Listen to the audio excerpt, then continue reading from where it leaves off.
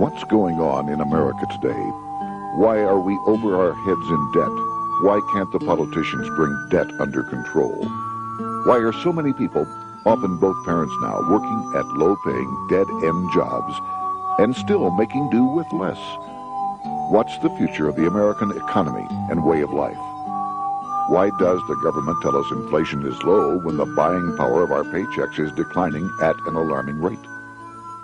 Only a generation ago, bread was a quarter, and you could get a new car for $19.95. The problem is that since 1864, we've had a debt-based banking system. All our money is based on government debt. We cannot extinguish government debt without extinguishing our money supply. That's why talk of paying off the national debt without reforming our banking system is an impossibility. That's why the solution does not lie in discussing the size of the national debt, rather it lies in reforming our banking system. This is the Federal Reserve headquarters in Washington. It sits on this very impressive address, right on Constitution Avenue, right across from the Lincoln Memorial. But is it federal? Is it really part of the United States government? Well, what we're about to show you is that there's nothing federal about the Federal Reserve, and there are no reserves. The name is a deception created back before the Federal Reserve Act was passed in 1913 to make Americans think that America's central bank operates in the public interest. The truth is that the Federal Reserve is a private bank owned by private stockholders and run purely for their private profit. That's exactly correct. The Fed is a privately owned for-profit corporation which, again, has no reserves, at least no reserves available to back up the Federal Reserve notes, which is our common currency. Oh, absolutely. The Federal Reserve is neither federal and has doubtful reserves. It's a private bank that is owned by member banks. And it was chartered under the guise of deceit by an act of Congress in 1913. If there's still any doubt whether the Federal Reserve is a part of the U.S. government, check your local telephone book. In most cities, it is not listed in the blue government pages. It is listed in the business white pages right next to Federal Express, another private company. But more directly, U.S. courts have ruled time and time again that the Fed is a private corporation. Why can't Congress do something about the Fed? Most members of Congress just don't understand the system, and the few who do are afraid to speak up. For example, initially a veteran congressman from Chicago asked us if he could be interviewed for this video. However, both times our camera crew arrived at his office to do the interview, this was all we were able to film. The congressman never appeared, and eventually decided he no longer wanted to participate. But a few others in Congress have been bolder over the years. Here are 3 quick examples. In 1923, Representative Charles A. Lindbergh, a Republican from Minnesota, and father of the famed aviator Lucky Lindy, put it this way: the financial system has been turned over to the Federal Reserve Board. That board administers the finance system by authority of a purely profiteering group. The system is private, conducted for the sole purpose of obtaining the greatest possible profits from the use of other people's money. One of the most outspoken critics in Congress of the Fed was the former chairman of the House Banking and Currency Committee during the Great Depression years. Louis T. McFadden, Republican of Pennsylvania, said in 1932, "We have in this country one of the most corrupt institutions the world has ever known. I refer to the Federal Reserve Board. This evil institution has impoverished the people of the United States and has practically bankrupted our government. It has done this through the corrupt practices of the moneyed vultures who control it." Senator Barry Goldwater was a frequent critic of the Fed. Most Americans have no real understanding of the operation of the international moneylenders. The accounts of the Federal Reserve System have never been audited. It operates outside the control of Congress and manipulates the credit of the United States. The Federal Reserve really even though it is not part of the federal government, it is more powerful than the federal government. It's more powerful than the president, the Congress, and the courts. Now, a lot of people challenge me on that, but let me prove my case. The Federal Reserve determines what the average person's car payment is going to be, what their house payment is going to be, and whether they have a job or not. And I submit to you that that's total control. And the Federal Reserve is the largest single creditor of the United States government. What does Proverbs tell us? The borrower is servant to the lender. What one has to understand is that from the day the Constitution was adopted right up to today, the folks who profit from privately owned central banks, as Madison called them, the money changers, have fought a running battle for control over who gets to print America's money. Why is who prints the money so important? Think of money as just another commodity. If you have a monopoly on a commodity that everyone needs, everyone wants, and nobody has enough of, there are lots of ways to make a profit, and also exert tremendous political influence. That's what this battle is all about. Throughout the history of the United States, the money power has gone back and forth between Congress and some sort of privately owned central bank. The Founding Fathers knew the evils of a privately owned central bank. First of all, they had seen how the privately owned British central bank, the Bank of England, had run up the British national debt to such an extent that Parliament had been forced to place unfair taxes on the American colonies. In fact, as we'll see later, Ben Franklin claimed that this was the real cause of the American Revolution. Most of the Founding Fathers realized the potential dangers of banking and feared bankers' accumulation of wealth and power. Jefferson put it this way: I sincerely believe that banking institutions are more dangerous to our liberties than standing armies. The issuing power should be taken from the banks and restored to the people to whom it properly belongs. That succinct statement of Jefferson is, in fact, the solution to all our economic problems today. It bears repeating. The issuing power should be taken from the banks and restored to the people to whom it properly belongs. James Madison, the main author of the Constitution, agreed. Interestingly, he called those behind the central bank scheme money changers. Madison strongly criticized their actions. History records that the money changers have used every form of abuse, intrigue, deceit, and violent means possible to maintain their control over governments by controlling money and its issuance. The battle over who gets to issue our money has been the pivotal issue throughout the history of the United States.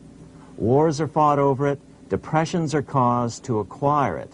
Yet after World War I, this battle was rarely mentioned in newspapers or history books. Why? By World War I, the money changers, with their dominant wealth, had seized control of most of the nation's press. Throughout U.S. history, this battle over who gets the power to issue our money has raged. In fact, it's changed hands back and forth 8 times since 1764. Yet this fact has virtually vanished from public view for over 3 generations behind a smokescreen emitted by Fed cheerleaders in the media.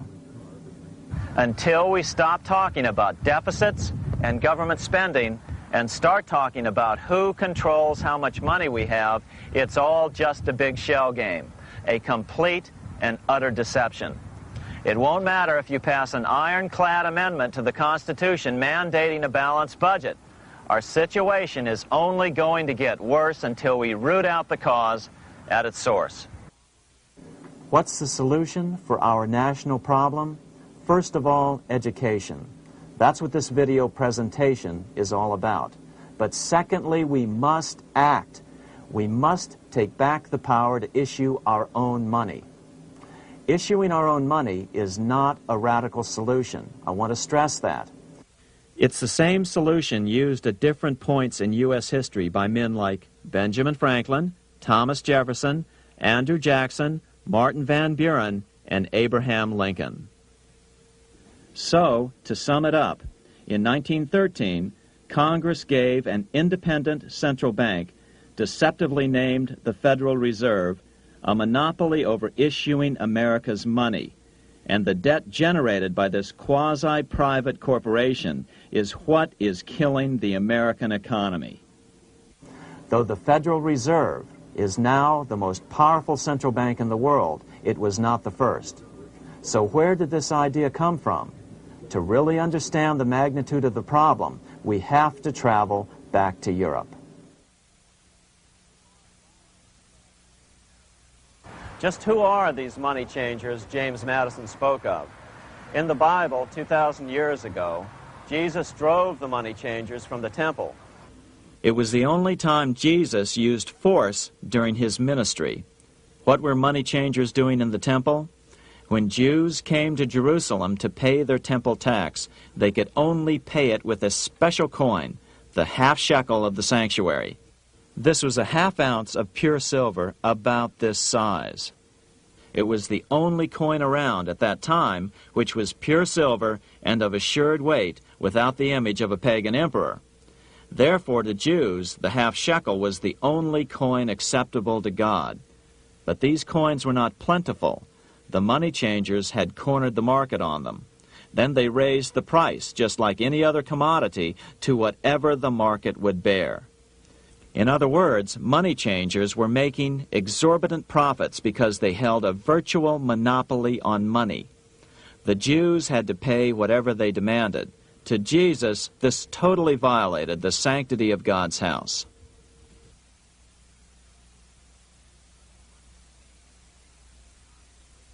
But the money-changing scam did not originate in Jesus' day. 200 years before Christ, Rome was having trouble with money changers. 2 early Roman emperors had tried to diminish the power of the money changers by reforming usury laws and limiting land ownership to 500 acres. They were both assassinated. In 48 BC, Julius Caesar took back the power to coin money from the money changers and minted coins for the benefit of all. With this new, plentiful supply of money, he built great public works projects. By making money plentiful, Caesar won the love of the common man. But the money changers hated him. Some believe this was an important factor in Caesar's assassination. One thing is for sure, with the death of Caesar came the demise of plentiful money in Rome. Taxes increased, as did corruption. Just as in the case of America today, usury and debased coin became the rule. Eventually, the Roman money supply was reduced by 90%. As a result, the common people lost their lands and their homes, just as is about to happen soon in America. With the demise of plentiful money, the masses lost confidence in the Roman government and refused to support it. Rome plunged into the gloom of the Dark Ages.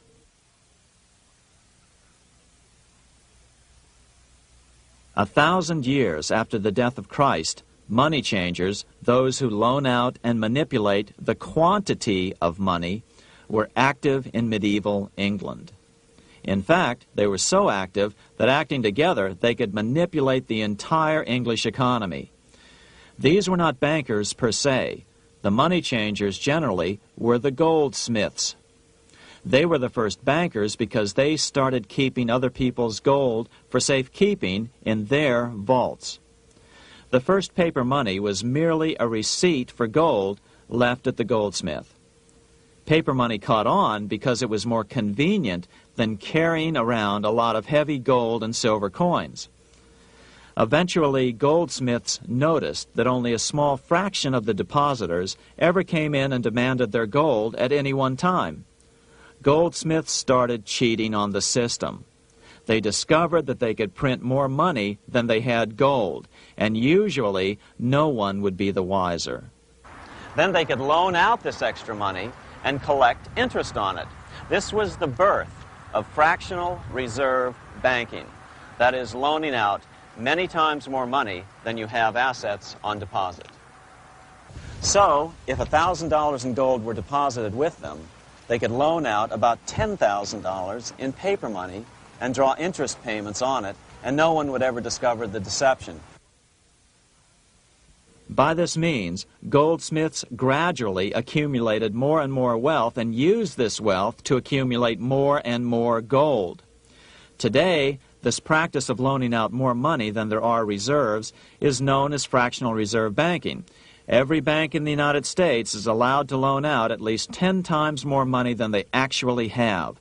That's why they get rich on charging, let's say, 8% interest.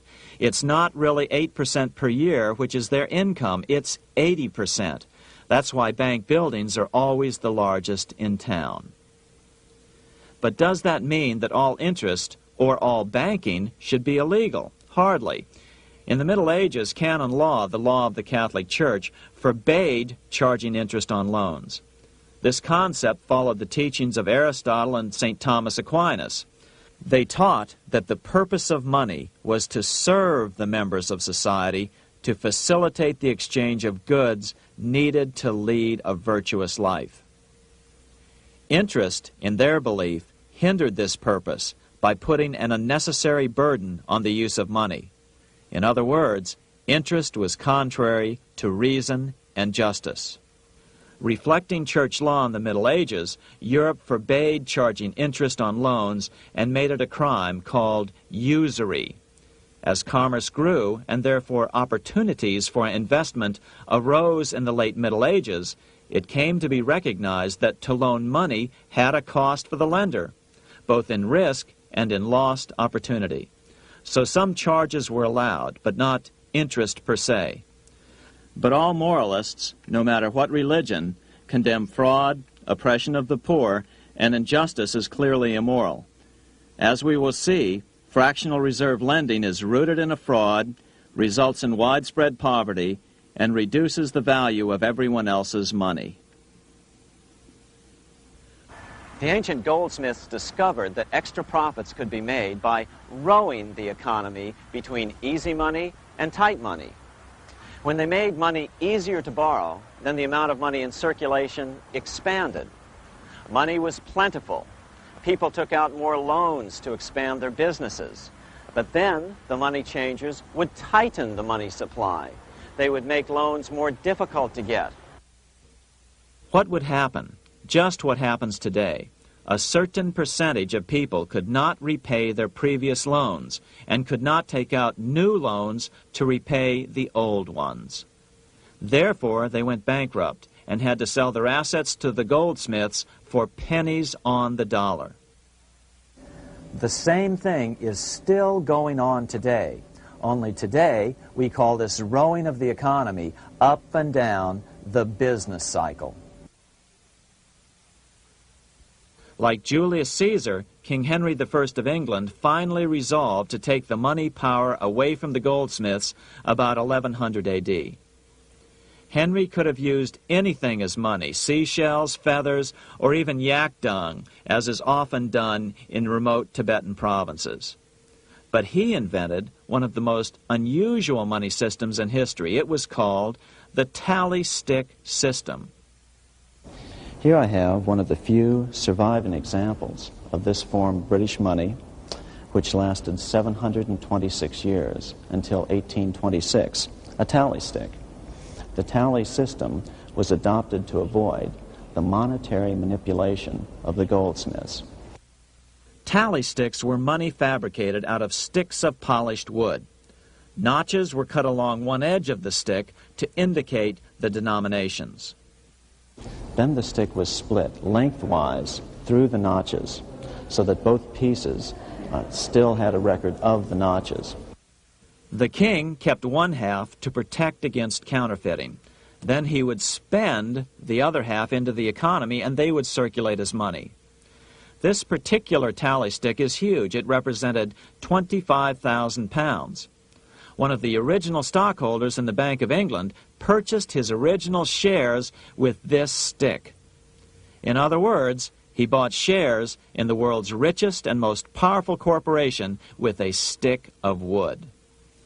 It's ironic that after its formation in 1694, the Bank of England attacked the tally stick system because it was money outside the power of the money changers, just as King Henry had wanted it to be.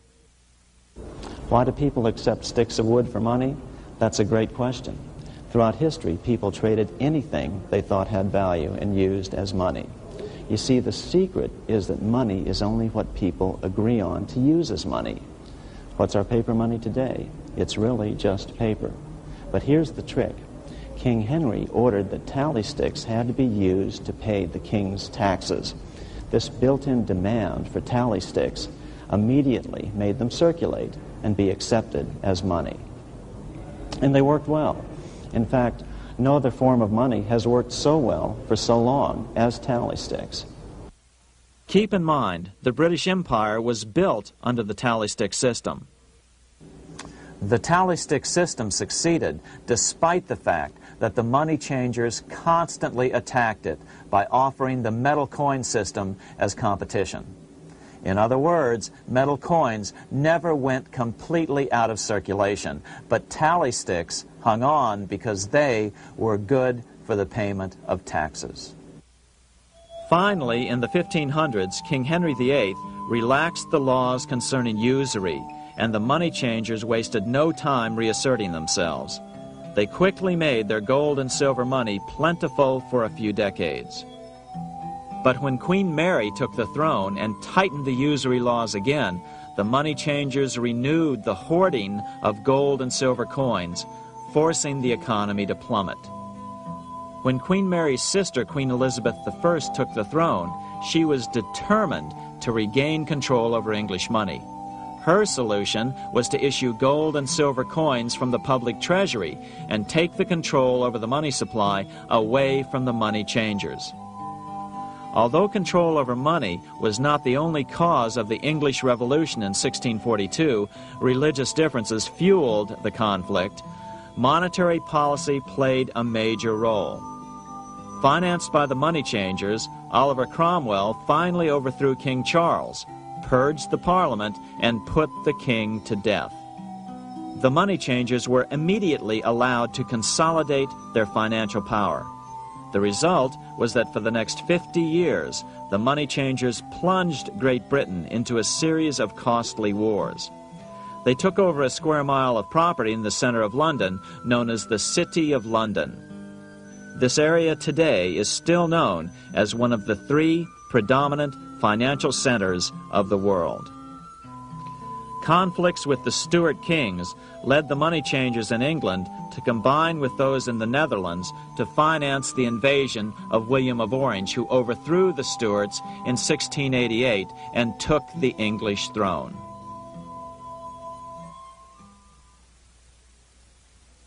By the end of the 1600s, England was in financial ruin. 50 years of more or less continuous wars with France and Holland had exhausted her. Frantic government officials met with the money changers to beg for the loans necessary to pursue their political purposes. The price was high: a government-sanctioned, privately owned bank which could issue money created out of nothing. It was to be the modern world's first privately owned central bank, the Bank of England. Although it was deceptively called the Bank of England to make the general population think it was part of the government, it was not. Like any other private corporation, the Bank of England sold shares to get started. The investors, whose names were never revealed, were supposed to put up £1.25 million British pounds in gold coin to buy their shares in the bank, but only £750,000 was ever received. Despite that, the bank was duly chartered in 1694 and started out in the business of loaning out several times the money it supposedly had in reserves, all at interest. In exchange, the new bank would loan British politicians as much of the new currency as they wanted, as long as they secured the debt by direct taxation of the British people. So, legalization of the Bank of England amounted to nothing less than legal counterfeiting of a national currency for private gain. Unfortunately, nearly every nation now has a privately controlled central bank using the Bank of England as the basic model. Such is the power of these central banks that they soon take total control over a nation's economy. It soon amounts to nothing but a plutocracy, rule by the rich. It would be like putting control of the army in the hands of the mafia. The danger of tyranny would be extreme. Yes, we need central banks. No, we do not need them in private hands. The central bank scam is really a hidden tax. The nation sells bonds to the central bank to pay for things it does not have the political will to raise taxes to pay for. But the bonds are purchased with money the central bank creates out of nothing. More money in circulation makes your money worth less. The government gets as much money as it needs, and the people pay for it in inflation. The beauty of the plan is that not one person in 1,000 can figure it out because it's usually hidden behind complex-sounding economics gibberish. With the formation of the Bank of England, the nation was soon awash in money. Prices throughout the country doubled. Massive loans were granted for just about any wild scheme. One venture proposed to drain the Red Sea to recover gold supposedly lost when the Egyptian army drowned pursuing Moses and the Israelites. By 1698, government debt grew from the initial £1.25 million to £16 million. Naturally, taxes were increased and then increased again to pay for all of this. With the British money supply firmly in their grip, the British economy began a wild roller coaster series of booms and depressions, exactly the sort of thing a central bank claims it is determined to prevent. There are two things which I think are intrinsic not just to the Bank of England but to central banking generally. The first is an involvement in the formulation of monetary policy with the specific objective of achieving monetary stability. However, since the Bank of England took control, the British pound has rarely been stable. Now let's take a look at the role of the Rothschild family, the family said to be the wealthiest in the world.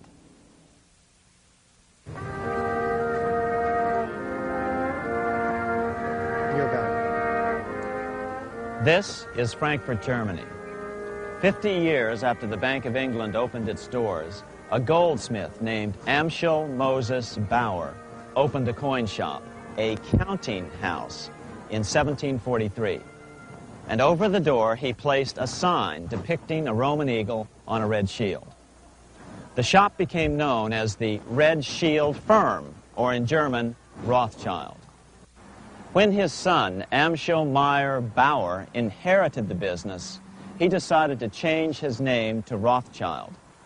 Amschel soon learned that loaning money to governments and kings was more profitable than loaning to private individuals.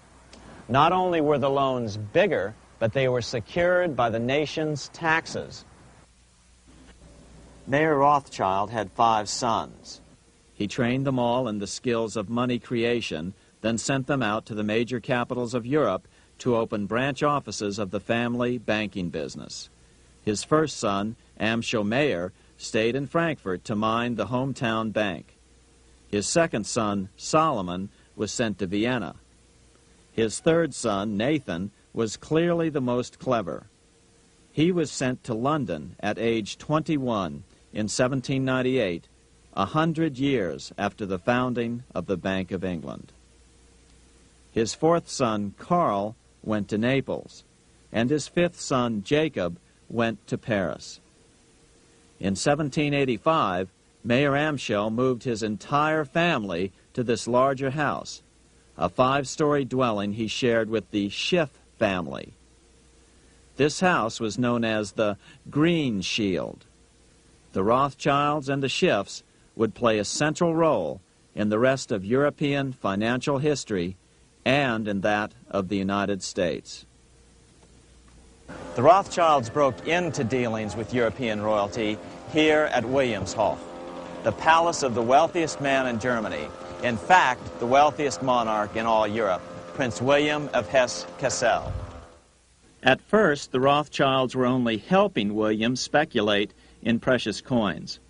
But when Napoleon chased Prince William into exile, he sent £550,000, a gigantic sum at that time, to Nathan Rothschild in London with instructions for him to buy consols, British government bonds, also called government stock.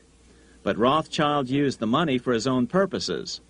With Napoleon on the loose, the opportunities of wartime investments were nearly limitless. William returned here sometime prior to the Battle of Waterloo in 1815. He summoned Rothschild and demanded his money back. The Rothschilds returned William's money with the interest the British consuls would have paid him had the investment actually been made. But the Rothschilds kept all the past profits they had made using William's money. Nathan Rothschild later bragged that in the 17 years he'd been in England, he'd increased his original £20,000 stake given to him by his father by 2,500 times. By cooperating within the family, the Rothschilds soon grew unbelievably wealthy. By the mid-1800s, they dominated all European banking and were certainly the wealthiest family in the world. They financed Cecil Rhodes, making it possible for him to establish a monopoly over the diamond and gold fields of South Africa. In America, they financed the Harrimans and railroads, the Vanderbilts and railroads and the press, and Carnegie in the steel industry, among many others. In fact, during World War I, J.P. Morgan was thought to be the richest man in America. But after his death, it was discovered that he was actually only a lieutenant of the Rothschilds. Once Morgan's will was made public, it was discovered that he owned only 19% of J.P. Morgan companies. By 1850, James Rothschild, the heir of the French branch of the family, was said to be worth 600 million French francs, 150 million more than all the other bankers in France put together. He built this mansion called Ferrier, just east of Paris. Wilhelm I, on seeing it, exclaimed, "Kings couldn't afford this. It could only belong to a Rothschild." Another 19th century French commentator put it this way: "There is but one power in Europe, and that is Rothschild." There is no evidence that their predominant standing in European or world finance has changed. Now let's take a look at the results the Bank of England had produced on the British economy and how that later was the root cause of the American Revolution.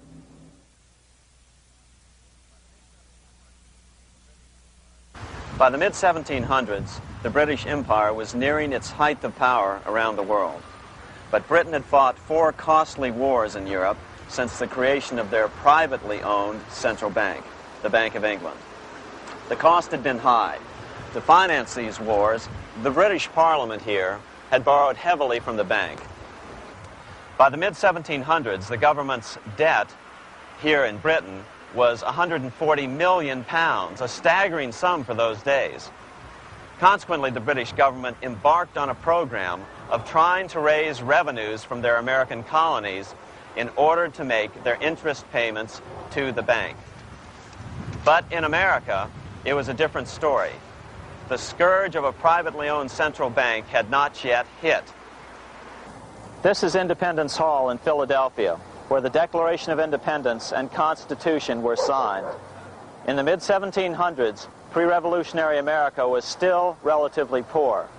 There was a severe shortage of precious metal coins to trade for goods, so the early colonists were forced to experiment with printing their own homegrown paper money. Some of these experiments were successful. Franklin was a big supporter of the colonies printing their own paper money. In 1757, Franklin was sent to London. He ended up staying for the next 18 years here, nearly until the start of the American Revolution. During this period, the American colonies began to issue their own money. Called colonial scrip, the endeavor was very successful. It provided a reliable medium of exchange, and it also helped to provide a feeling of unity between the colonies. Remember, colonial scrip was just paper money, debt-free money, printed in the public interest, and not backed by gold or silver coin. In other words, it was a totally fiat currency. One day, officials of the Bank of England asked Franklin how he would account for the newfound prosperity of the colonies. Without hesitation, he replied, "That is simple. In the colonies, we issue our own money. It is called colonial scrip. We issue it in proper proportion to the demands of trade and industry to make the products pass easily from the producers to the consumers. In this manner, creating for ourselves our own paper money, we control its purchasing power, and we have no interest to pay to no one." This was just common sense to Franklin, but you can imagine the impact it had on the Bank of England. America had learned the secret of money, and that genie had to be returned to its bottle as soon as possible.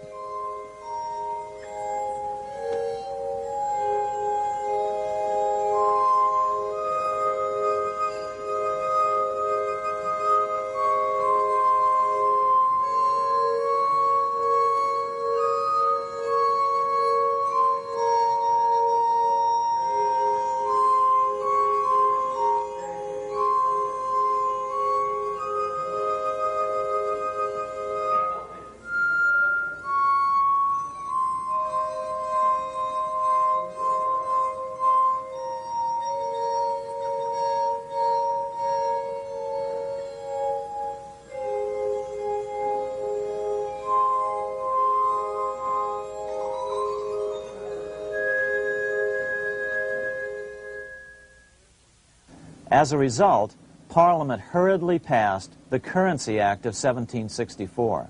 This prohibited colonial officials from issuing their own money and ordered them to pay all future taxes in gold or silver coins. In other words, it forced the colonies on a gold or silver standard. For those who still believe that a gold standard is the answer for America's current monetary problems, look what happened to America after that. Writing in his autobiography, Franklin said, "In 1 year, the conditions were so reversed that the era of prosperity ended and a depression set in to such an extent that the streets of the colonies were filled with unemployed."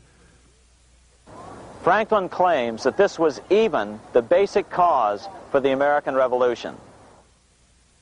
As Franklin put it in his autobiography, The colonies would gladly have borne a little tax on tea and other matters had it not been that England took away from the colonies their money, which created unemployment and dissatisfaction.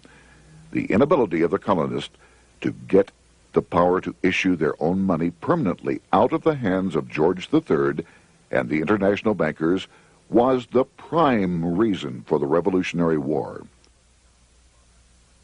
By the time the first shots were fired in Lexington, Massachusetts, on April 19, 1775, the colonies had been drained of gold and silver coin by British taxation. As a result, the Continental government had no choice but to print money to finance the war. At the start of the Revolution, the U.S. money supply stood at $12 million. By the end of the war, it was nearly $500 million. As a result, the currency was virtually worthless. Shoes sold for $5,000 a pair. Colonial scrip had worked because just enough was issued to facilitate trade. As George Washington lamented, "A wagon load of money will scarcely purchase a wagon load of provisions." Today, those who support a gold-backed currency point to this period during the Revolution to demonstrate the evils of a fiat currency. But remember, the same currency had worked so well 20 years earlier during times of peace that the Bank of England had Parliament outlaw it. Towards the end of the Revolution, the Continental Congress, meeting here at Independence Hall, grew desperate for money. In 1781, they allowed Robert Morris, their financial superintendent, to open a privately owned central bank. Incidentally, Morris was a wealthy man who had grown wealthier during the Revolution by trading in war materials. Called the Bank of North America, the new bank was closely modeled after the Bank of England. It was allowed to practice fractional reserve banking. That is, it could lend out money it didn't have, then charge interest on it. If you or I were to do that, we would be charged with fraud, a felony. The bank's charter called for private investors to put up $400,000 worth of initial capital. But when Morris was unable to raise the money, he brazenly used his political influence to have gold deposited in the bank, which had been loaned to America by France. He then loaned this money to himself and his friends to reinvest in shares of the bank. And, like the Bank of England, the bank was given a monopoly over the national currency. Soon the dangers became clear. The value of American currency continued to plummet. So, 4 years later, in 1785, the bank's charter was not renewed. The leader of the effort to kill the bank, William Findley of Pennsylvania, explained the problem this way, quote, "This institution, having no principle but that of avarice, will never be varied in its object, to engross all the wealth, power, and influence of the state." The men behind the Bank of North America, Alexander Hamilton, Robert Morris, and the bank's president, Thomas Weiling, did not give up. Only 6 years later, Hamilton, then Secretary of the Treasury, and his mentor, Morris, rammed a new privately owned central bank through the new Congress. Called the first bank of the United States, Thomas Weiling again served as the bank's president. The players were the same, only the name of the bank was changed.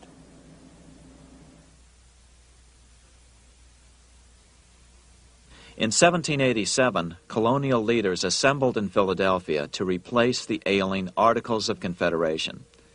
As we saw earlier, both Thomas Jefferson and James Madison were unalterably opposed to a privately owned central bank. They had seen the problems caused by the Bank of England. They wanted nothing of it. As Jefferson later put it, "If the American people ever allow private banks to control the issue of their currency, first by inflation, then by deflation, the banks and the corporations which grow up around them will deprive the people of all property until their children wake up homeless on the continent their fathers conquered."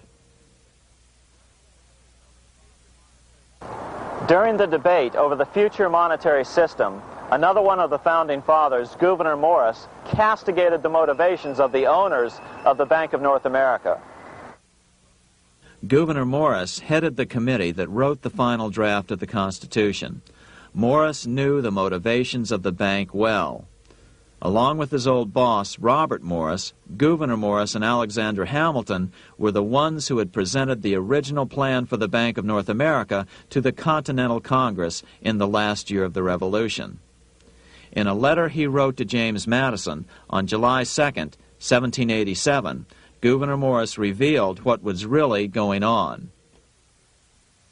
"The rich will strive to establish their dominion and enslave the rest. They always did. They always will. They will have the same effect here as elsewhere if we do not, by the power of government, keep them in their proper spheres." Despite the defection of Gouverneur Morris from the ranks of the bank, Hamilton, Robert Morris, Thomas Weiling, and their European backers were not about to give up.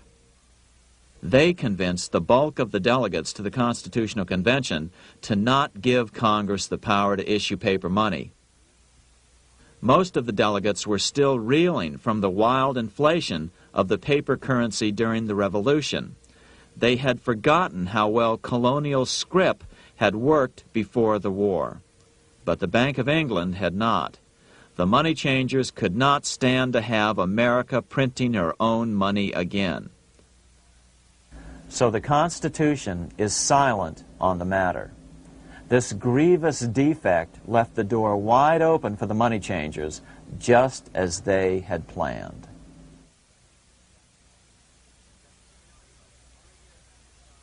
In 1790, less than 3 years after the Constitution had been signed, the money changers struck again. The newly appointed first Secretary of the Treasury, Alexander Hamilton, proposed a bill to the Congress calling for a new, privately owned central bank. Coincidentally, that was the very year that Amschel Rothschild made his pronouncement from his flagship bank in Frankfurt.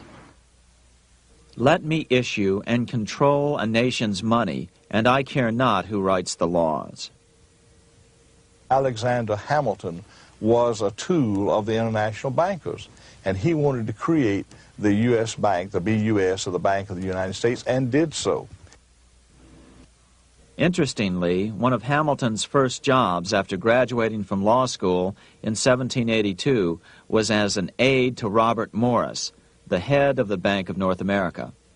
In fact, the year before, Hamilton had written Morris a letter saying, "A national debt, if it is not excessive, will be to us a national blessing."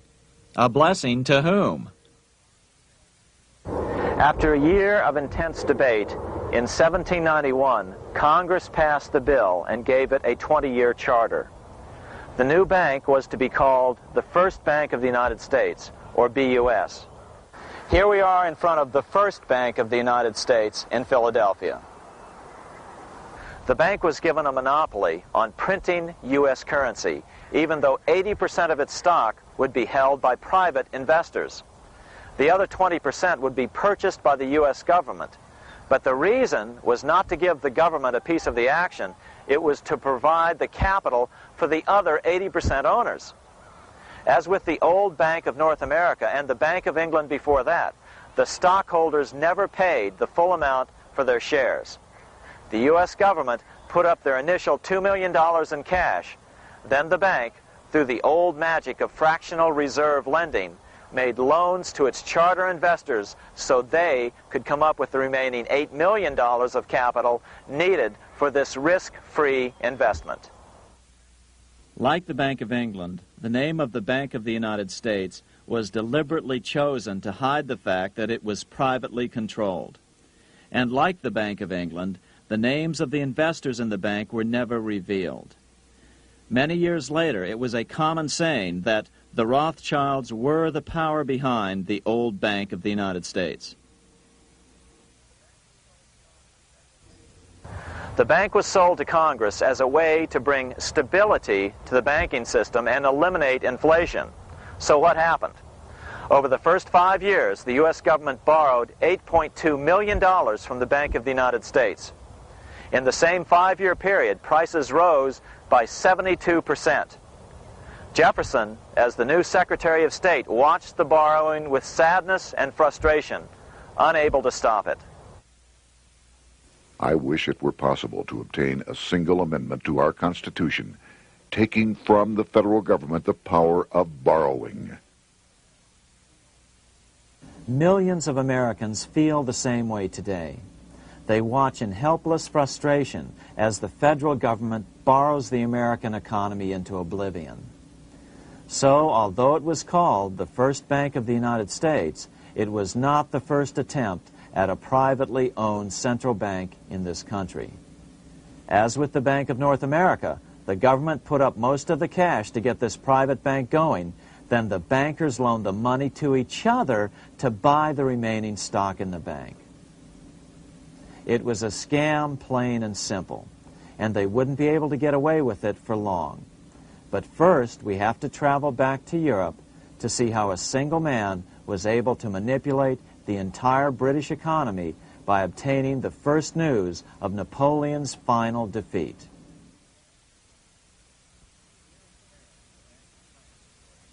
Here in Paris, the Bank of France was organized in 1800, just like the Bank of England. But Napoleon decided France had to break free of debt, and he never trusted the Bank of France. He declared that when a government is dependent upon bankers for money, the bankers, not the leaders of the government, are in control. The hand that gives is above the hand that takes. Money has no motherland. Financiers are without patriotism and without decency. Their sole object is gain. Back in America, unexpected help was about to arrive. In 1800, Thomas Jefferson narrowly defeated John Adams to become the third president of the United States. By 1803, Jefferson and Napoleon had struck a deal. The U.S. would give Napoleon $3 million in gold in exchange for a huge chunk of territory west of the Mississippi River, the Louisiana Purchase. With that $3 million, Napoleon quickly forged an army and set off across Europe, conquering everything in his path. But the Bank of England quickly rose to oppose him. They financed every nation in his path, reaping the enormous profits of war. Prussia, Austria, and finally Russia all went heavily into debt in a futile attempt to stop Napoleon. 4 years later, with the main French army in Russia, 30-year-old Nathan Rothschild, the head of the London office of the Rothschild family, personally took charge of a bold plan to smuggle a much-needed shipment of gold right through France to finance an attack by the Duke of Wellington from Spain. Nathan later bragged at a dinner party in London that it was the best business he'd ever done. Little did he know that he would do much better business in the near future. Wellington's attacks from the south and other defeats eventually forced Napoleon to abdicate, and Louis XVIII was crowned king. Napoleon was exiled to Elba, a tiny island off the coast of Italy, supposedly exiled from France forever. While Napoleon was in exile on Elba, temporarily defeated by England with the financial help of the Rothschilds, America was trying to break free of its central bank as well.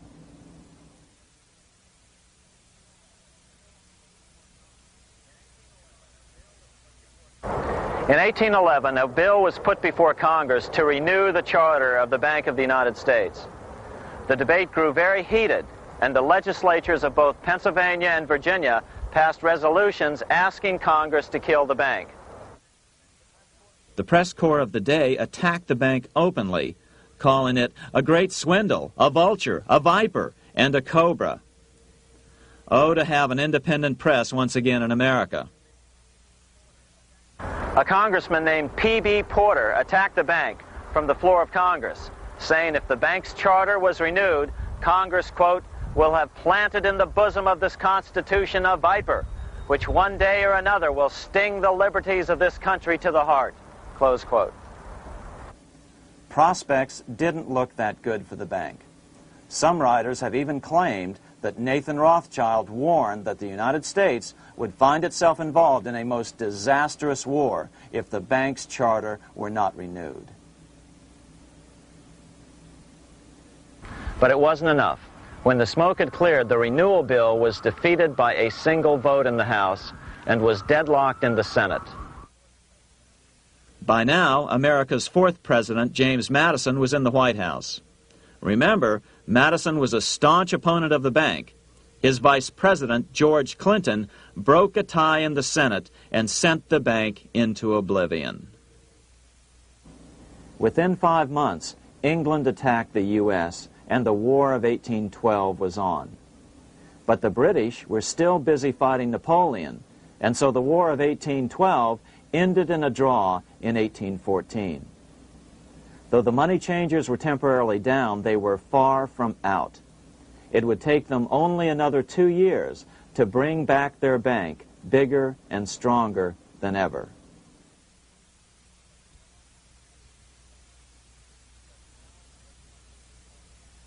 But now let's return to Napoleon, because nothing else in history more aptly demonstrates the ingenuity of the Rothschild family than their control of the British stock market after Waterloo.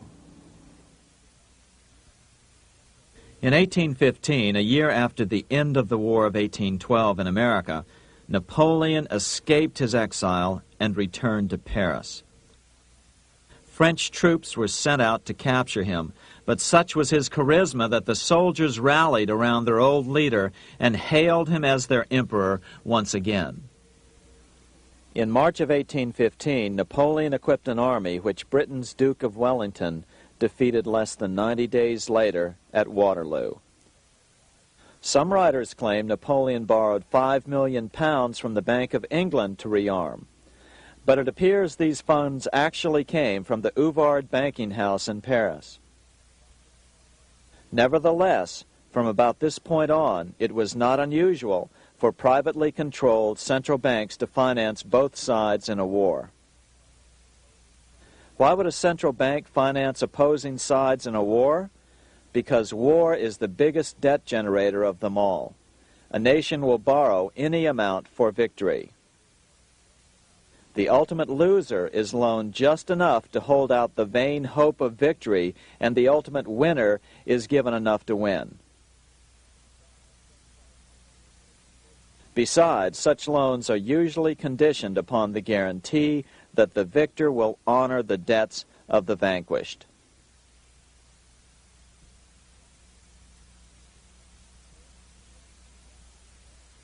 This is the Waterloo battlefield about 200 miles northeast of Paris in what today is Belgium. Here Napoleon suffered his final defeat, but not before thousands of French and Englishmen gave their lives on a steamy summer day in July of 1815. Right over there, on June 18, 1815, 74,000 French troops met 67,000 troops from Britain and other European nations. The outcome was certainly in doubt. In fact, had Napoleon attacked a few hours earlier, he would probably have won the battle. But no matter who won or lost, back in London, Nathan Rothschild planned to use the opportunity to try to seize control over the British stock and bond market and possibly even the Bank of England. Rothschild stationed a trusted agent, a man named Rothworth, on the north side of the battlefield, closer to the English Channel. Once the battle had been decided, Rothworth took off for the Channel. He delivered the news to Nathan Rothschild a full 24 hours before Wellington's own courier. Rothschild hurried to the stock market and took up his usual position in front of an ancient pillar. All eyes were on him. The Rothschilds had a legendary communications network. If Wellington had been defeated and Napoleon was loose on the continent again, Britain's financial situation would become grave indeed. Rothschild looked saddened. He stood there motionless, eyes downcast. Then suddenly he began selling. Other nervous investors saw that Rothschild was selling. It could only mean one thing. Napoleon must have won, Wellington must have lost. The market plummeted. Soon everyone was selling their consols, their British government bonds, and prices dropped sharply. But then Rothschild started secretly buying up the consols through his agents for only a fraction of their worth hours before. Myths, legends, you say? 100 years later, the New York Times ran a story which said that Nathan's grandson had attempted to secure a court order to suppress a book with this stock market story in it. The Rothschild family claimed the story was untrue and libelous, but the court denied the Rothschilds' request and ordered the family to pay all court costs. What's even more interesting about this story is that some authors claim that the day after the Battle of Waterloo, in a matter of hours, Nathan Rothschild came to dominate not only the bond market, but the Bank of England as well. Whether or not the Rothschild family seized control of the Bank of England, the first privately owned central bank in a major European nation and the wealthiest, one thing is certain. By the mid-1800s, the Rothschilds were the richest family in the world, bar none. They dominated the new government bond markets and branched into other banks and industrial concerns. In fact, the rest of the 19th century was known as the Age of the Rothschilds. Despite this overwhelming wealth, the family has generally cultivated an aura of invisibility. Although the family controls scores of industrial, commercial, mining, and tourist corporations, only a handful bear the Rothschild name. By the end of the 19th century, one expert estimated that the Rothschild family controlled half the wealth of the world. Whatever the extent of their vast wealth, it is reasonable to assume that their percentage of the world's wealth has increased since then. But since the turn of the century, the Rothschilds have cultivated the notion that their power has somehow waned even as their wealth increases.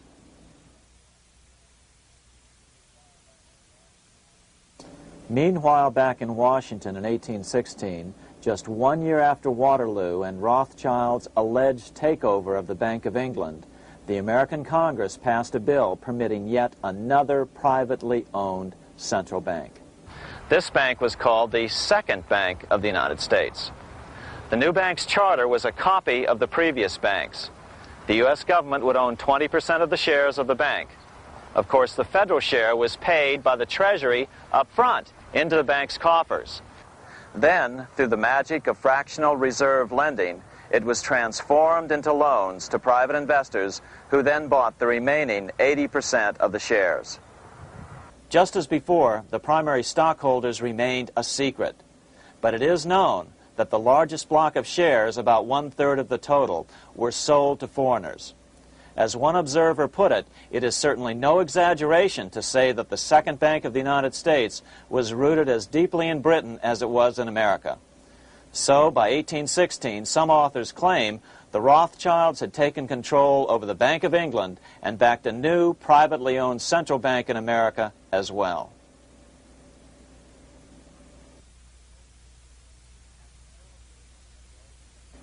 After 12 years of manipulations of the U.S. economy on the part of the Second Bank of the U.S., the American people had had just about enough.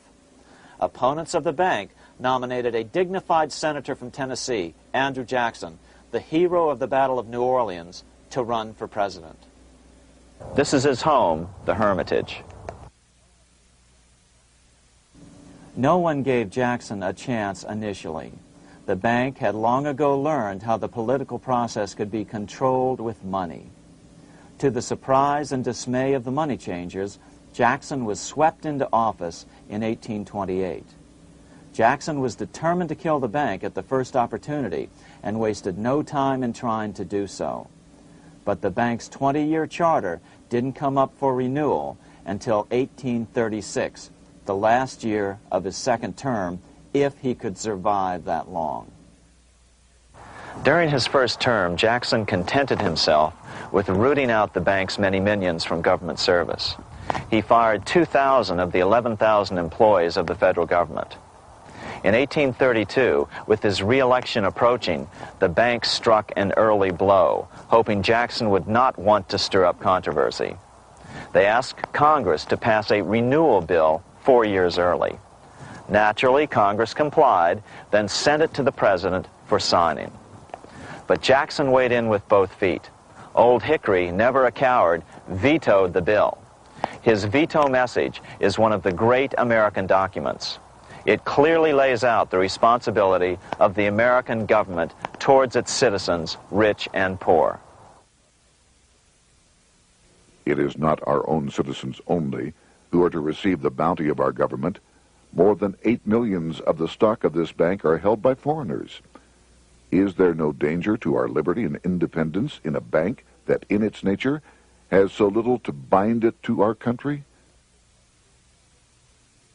Controlling our currency, receiving our public monies, and holding thousands of our citizens' independence would be more formidable and dangerous than a military power of the enemy. If government would confine itself to equal protection and, as heaven does its rains, shower its favor alike on the high and the low, the rich and the poor, it would be an unqualified blessing. In the act before me, there seems to be a wide and unnecessary departure from these just principles. Later that year, in July 1832, Congress was unable to override Jackson's veto. Now Jackson had to stand for re-election. Jackson took his argument directly to the people. For the first time in U.S. history, Jackson took his presidential campaign on the road. Before then, presidential candidates stayed at home and looked presidential. His campaign slogan was "Jackson and no bank." The National Republican Party ran Senator Henry Clay against Jackson. Despite the fact that the bankers poured over $3 million into Clay's campaign, Jackson was reelected by a landslide in November of 1832. Despite his presidential victory, Jackson knew the battle was only beginning. "The hydra of corruption is only scotched, not dead," said the newly elected president. Jackson ordered his new Secretary of Treasury, Lewis McLean, to start removing the government's deposits from the second bank and start placing them in state banks. But McLean refused to do so. Jackson fired him and appointed William J. Duane as the new Secretary of the Treasury. Duane also refused to comply with the president's requests, and so Jackson fired him as well and then appointed Roger B. Taney to the office.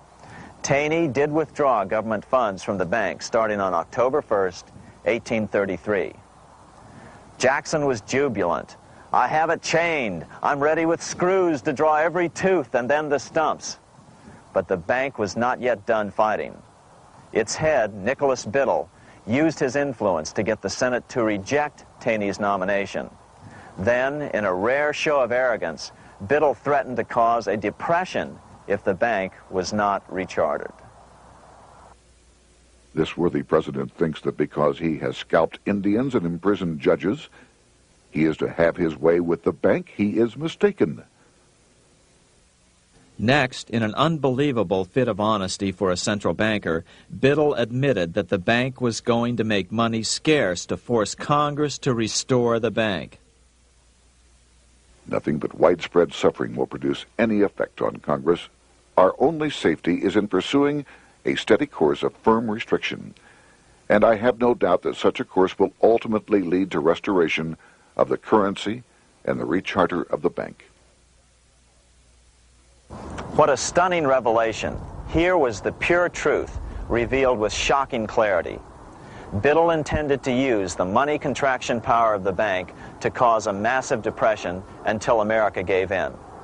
Unfortunately, this has happened time and time again throughout U.S. history and is about to happen again in today's world. Nicholas Biddle made good on his threat. The bank sharply contracted the money supply by calling in old loans and refusing to extend new ones.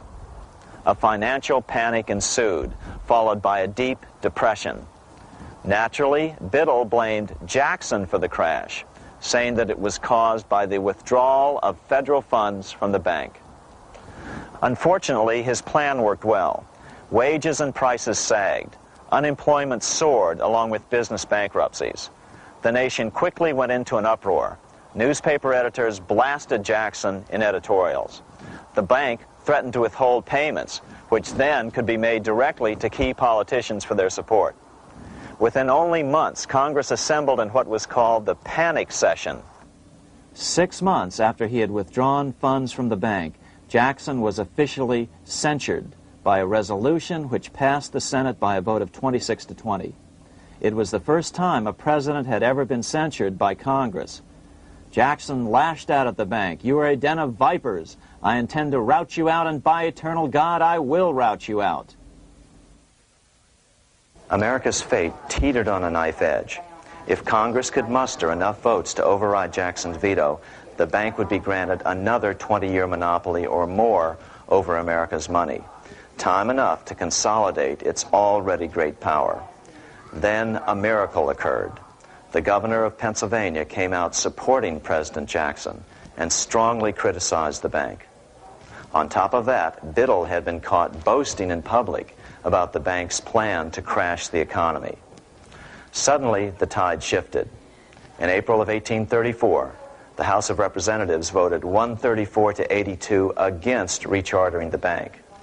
This was followed up by an even more lopsided vote to establish a special committee to investigate whether the bank had caused the crash.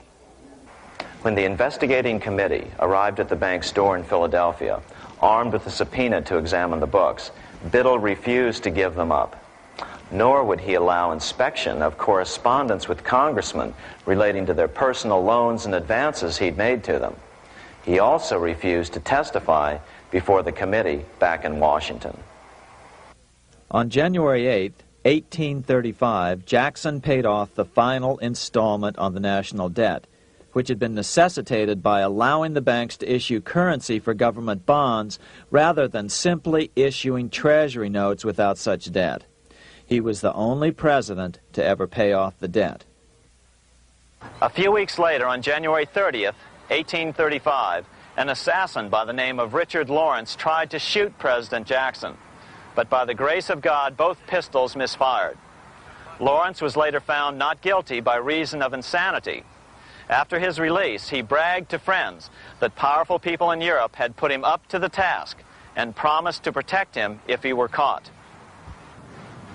The following year, when its charter ran out, the Second Bank of the United States ceased functioning as the nation's central bank. Biddle was later arrested and charged with fraud. He was tried and acquitted, but died shortly thereafter while still tied up in civil suits. After his second term as president, Jackson retired here to the Hermitage outside of Nashville to live out his life. He is still remembered here for his determination to kill the bank. In fact, he killed it so well that it took the money changers 77 years to undo the damage. When asked what his most important accomplishment had been, Jackson replied, "I killed the bank." Unfortunately, even Jackson failed to grasp the entire picture and its root cause. Although Jackson had killed the central bank, the most insidious weapon of the money changers, fractional reserve banking, remained in use by the numerous state-chartered banks. This fueled economic instability in the years before the Civil War. Still, the central bankers were out, and as a result, America thrived as it expanded westward. During this time, the principal money changers struggled to regain their lost centralized power, but to no avail. Then, finally, they reverted to the old central bankers' formula: war to create debt and dependency. If they couldn't get their central bank any other way, America could be brought to its knees by plunging it into a civil war, just as they had done in 1812 after the first Bank of the United States was not rechartered. 1 month after the inauguration of Abraham Lincoln, the first shots of the American Civil War were fired here at Fort Sumter, South Carolina, on April 12, 1861. Certainly slavery was a cause for the Civil War, but not the primary cause. Lincoln knew that the economy of the South depended upon slavery, and so before the Civil War, he had no intention of eliminating it. Lincoln had put it this way in his inaugural address only 1 month earlier. I have no purpose, directly or indirectly, to interfere with the institution of slavery in the states where it now exists. I believe I have no lawful right to do so, and I have no inclination to do so. Even after the first shots were fired here at Fort Sumter, Lincoln continued to insist that the Civil War was not about the issue of slavery. My paramount objective is to save the Union, and it is not either to save or destroy slavery. If I could save the Union without freeing any slave, I would do it. So what was the Civil War all about? There were many factors at play. Northern industrialists had used protective tariffs to prevent the southern states from buying cheaper European goods. Europe retaliated by stopping cotton imports from the South. The southern states were in a double financial bind. They were forced to pay more for most of the necessities of life, while their income from cotton exports plummeted. The South was angry. But there were other factors at work. The money changers were still stung by America's withdrawal from their control 25 years earlier. Since then, America's wildcat economy had made the nation rich, a bad example for the rest of the world. The central bankers now saw an opportunity to split the rich new nation, to divide and conquer by war. Was this just some sort of wild conspiracy theory at the time? Well, let's take a look at what a well-placed observer of the scene had to say at the time. His name was Otto von Bismarck, Chancellor of Germany, the man who united the German states a few years later. The division of the United States into federations of equal force was decided long before the Civil War by the high financial powers of Europe. These bankers were afraid that the United States, if they remained as one bloc and as one nation, would attain economic and financial independence which would upset their financial domination over the world. Within months after the first shots here at Fort Sumter, the central bankers loaned Napoleon III of France, the nephew of the Waterloo Napoleon, 210 million francs to seize Mexico and station troops along the southern border of the U.S., taking advantage of their war to violate the Monroe Doctrine and return Mexico to colonial rule.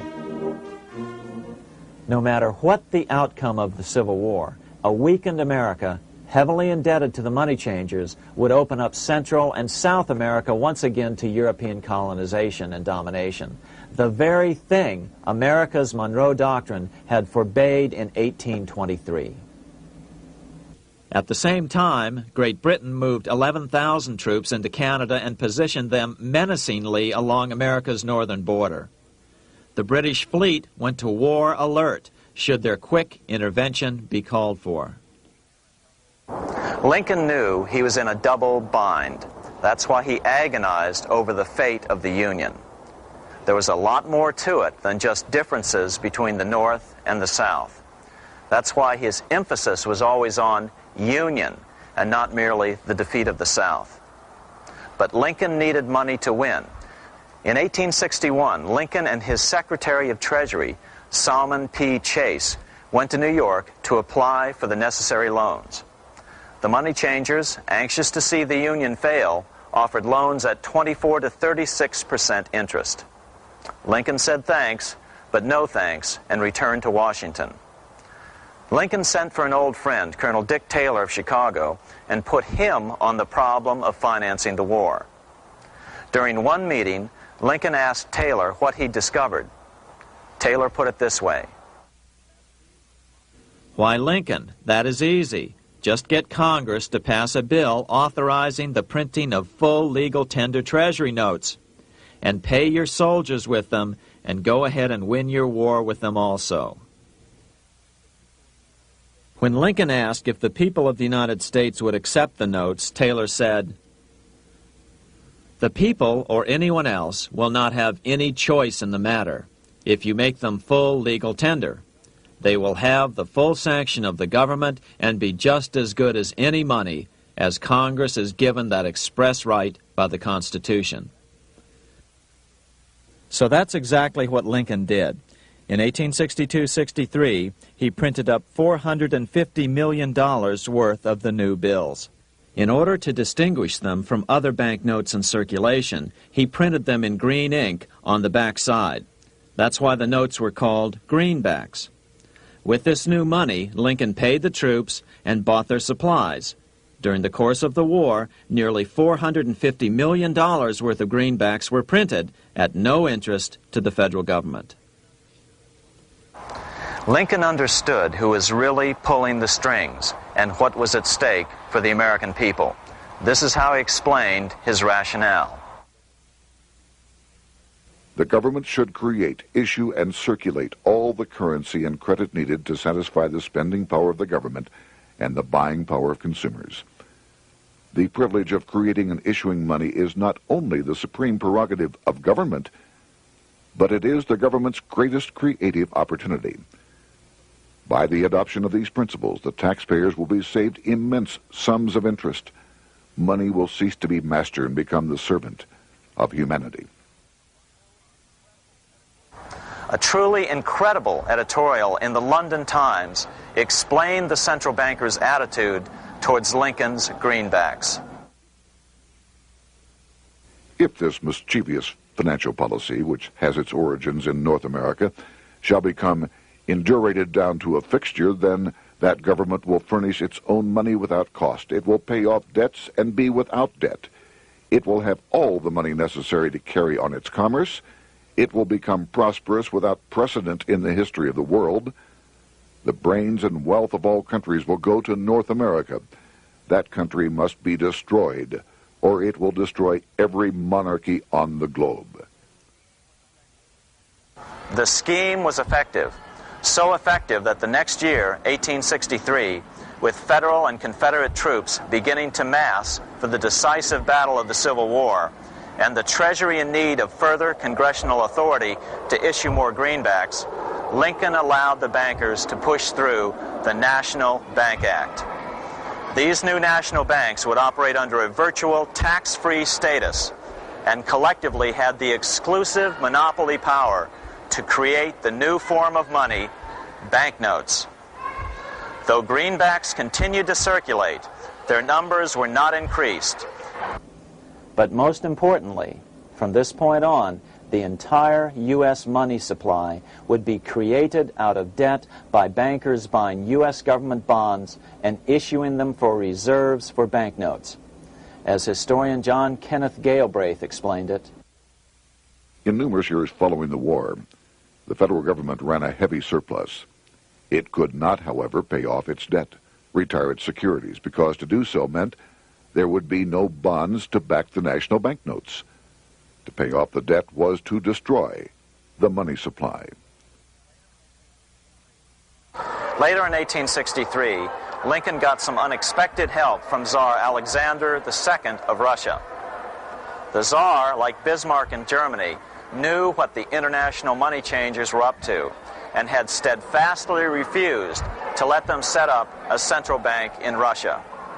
If America survived and was able to remain out of their clutches, the Tsar's position would remain secure.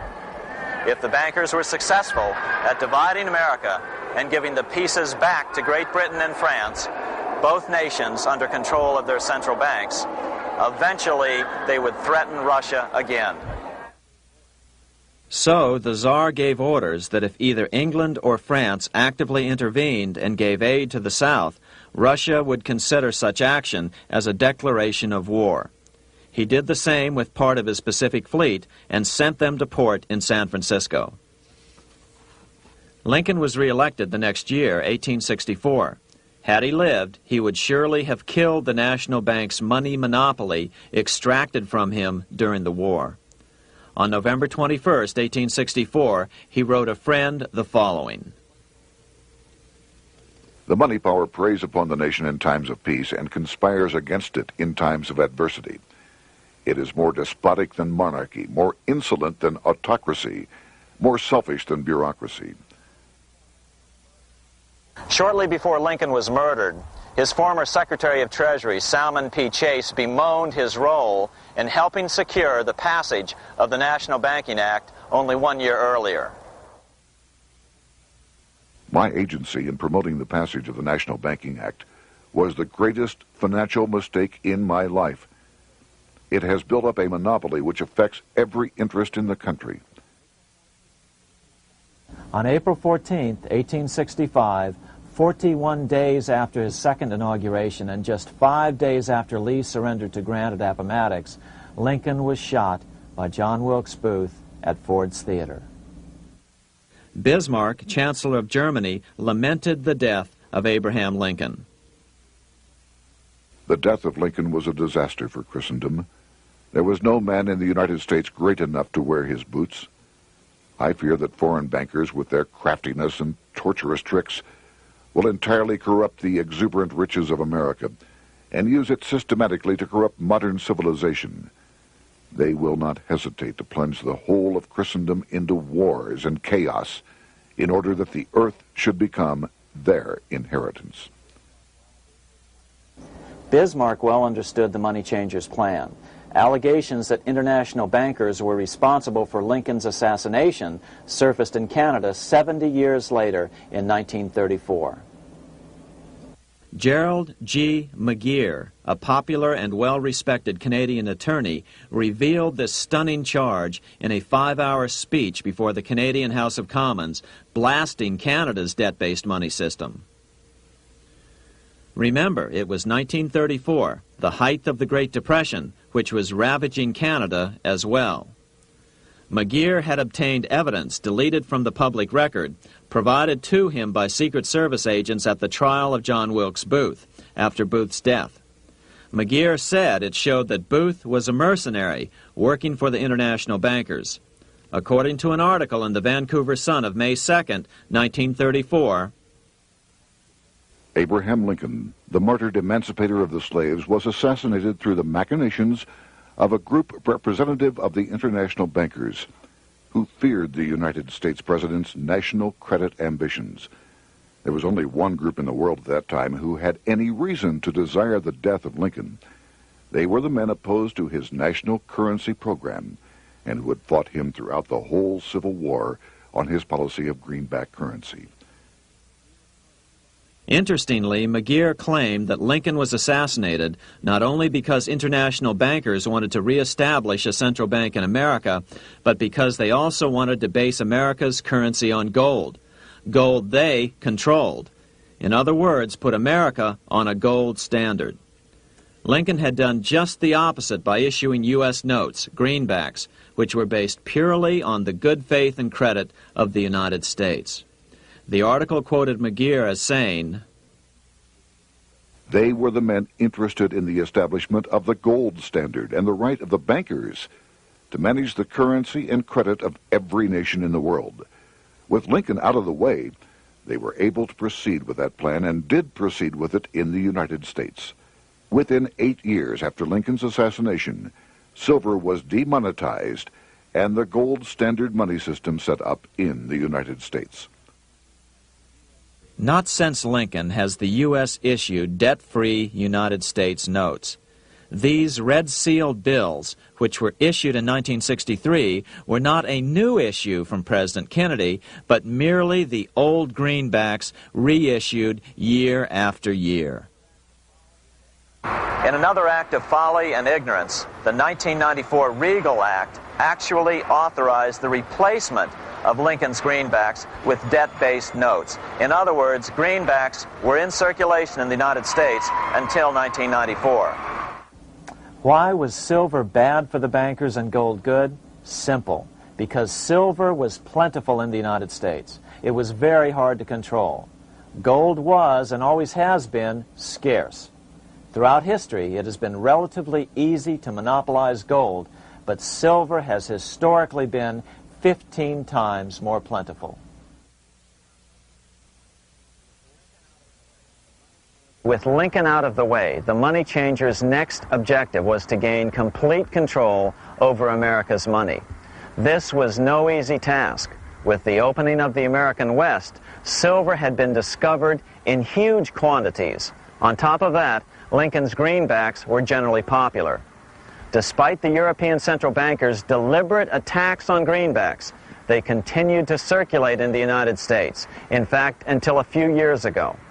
According to historian W. Cleon Skousen, right after the Civil War, there was considerable talk about reviving Lincoln's brief experiment with the constitutional monetary system.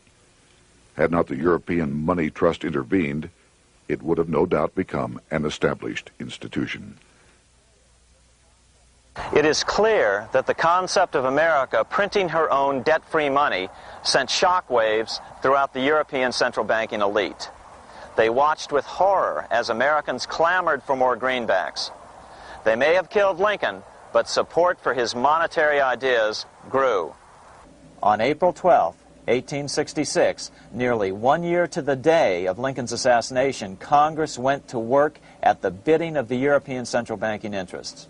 It passed the Contraction Act, authorizing the Secretary of the Treasury to begin to retire some of the greenbacks in circulation and thereby contract the money supply. Authors Theodore R. Thorin and Richard F. Warner explained the results of the money contraction in their classic book on the subject, The Truth in Money Book. The hard times which occurred after the Civil War could have been avoided if the greenback legislation had continued as President Lincoln had intended. Instead, there were a series of money panics, what we call recessions, which put pressure on Congress to enact legislation to place the banking system under centralized control. Eventually, the Federal Reserve Act was passed on December 23, 1913. In other words, the money changers wanted two things: the reinstitution of a central bank under their exclusive control, and two, an American currency backed by gold. Their strategy was twofold.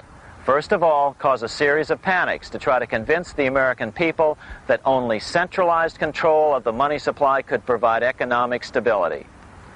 And secondly, remove so much money from the system that most Americans would be so desperately poor that they either wouldn't care or would be too weak to oppose the bankers. In 1866, there was $1.8 billion in currency in circulation in the United States, about $50.46 per capita. In 1867 alone, $500 million, $500 million, was removed from the U.S. money supply. 10 years later, in 1876, America's money supply was reduced to only $600 million. In other words, 2/3 of America's money had been called in by the bankers. Only $14.60 per capita remained in circulation. 10 years later, the money supply had been reduced to only $400 million, even though the population had boomed. The result was that only $6.67 per capita remained in circulation, a 760% loss in buying power over 20 years. Today, economists try to sell the idea that recessions and depressions are a natural part of something they call the business cycle. The truth is, our money supply is manipulated now just as it was before and after the Civil War. How did this happen? How did money become so scarce? Simple. Bank loans were called in and no new ones were given. In addition, silver coins were melted down. In 1872, a man named Ernest Sed was given 100,000 pounds, about $500,000, by the Bank of England and sent to America to bribe necessary congressmen to get silver demonetized. He was told that if that was not sufficient, to draw an additional 100,000 pounds or as much more as was necessary. The next year, Congress passed the Coinage Act of 1873, and the minting of silver dollars abruptly stopped. In fact, Representative Samuel Hooper, who introduced the bill in the House, acknowledged that Mr. Sed actually drafted the legislation. But it gets even worse than that. In 1874, Sed himself admitted who was behind the scheme. I went to America in the winter of 1872-73, authorized to secure, if I could, the passage of a bill demonetizing silver. It was in the interest of those I represented, the governors of the Bank of England, to have it done. By 1873, gold coins were the only form of coin money. But the contest over control of America's money was not yet over. Only 3 years later, in 1876, with 1/3 of America's workforce unemployed, the population was growing restless. People were clamoring for a return to the greenback money system of President Lincoln or a return to silver money, anything that would make money more plentiful. That year, Congress created the United States Silver Commission to study the problem. Their report clearly blamed the monetary contraction on the national bankers. The report is interesting because it compares the deliberate money contraction by the national bankers after the Civil War to the fall of the Roman Empire. The disaster of the Dark Ages was caused by decreasing money and falling prices. Without money, civilization could not have had a beginning, and with a diminishing supply, it must languish, and unless relieved, finally perish. At the Christian era, the metallic money of the Roman Empire amounted to $1,800,000,000. By the end of the 15th century, it had shrunk to less than $200 million. History records no other such disastrous transition as that from the Roman Empire to the Dark Ages.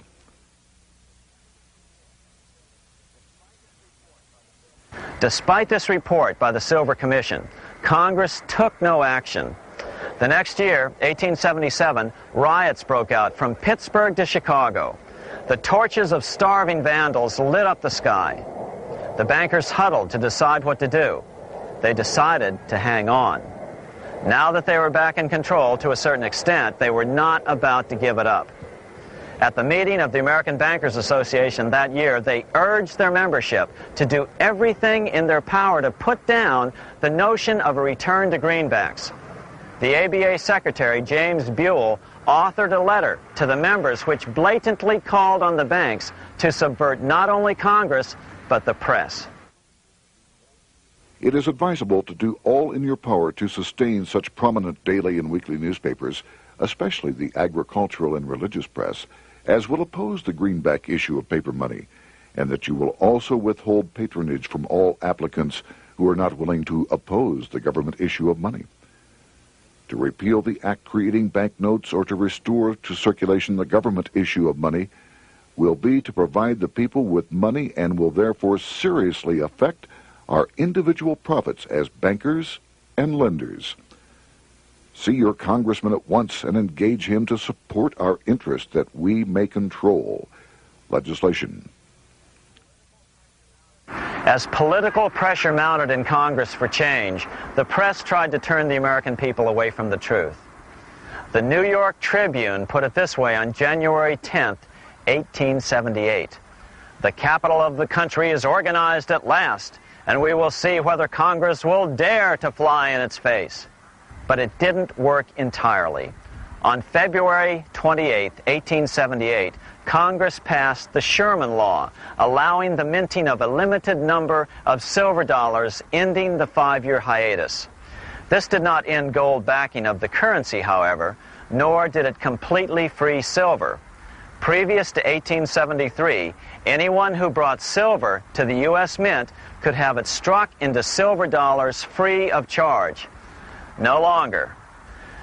But at least some money began to flow back into the economy again. With no further threat to their control, the bankers loosened up on loans, and the post-Civil War depression was finally ended. 3 years later, the American people elected Republican James Garfield president. Garfield understood how the economy was being manipulated. As a congressman, he had been chairman of the Appropriations Committee and was a member of Banking and Currency. After his inauguration, he slammed the money changers publicly in 1881. Whoever controls the volume of money in any country is absolute master of all industry and commerce. And when you realize that the entire system is very easily controlled, one way or another, by a few powerful men at the top, you will not have to be told how periods of inflation and depression originate. Unfortunately, within a few weeks of making this statement, on July 2nd of 1881, President Garfield was assassinated.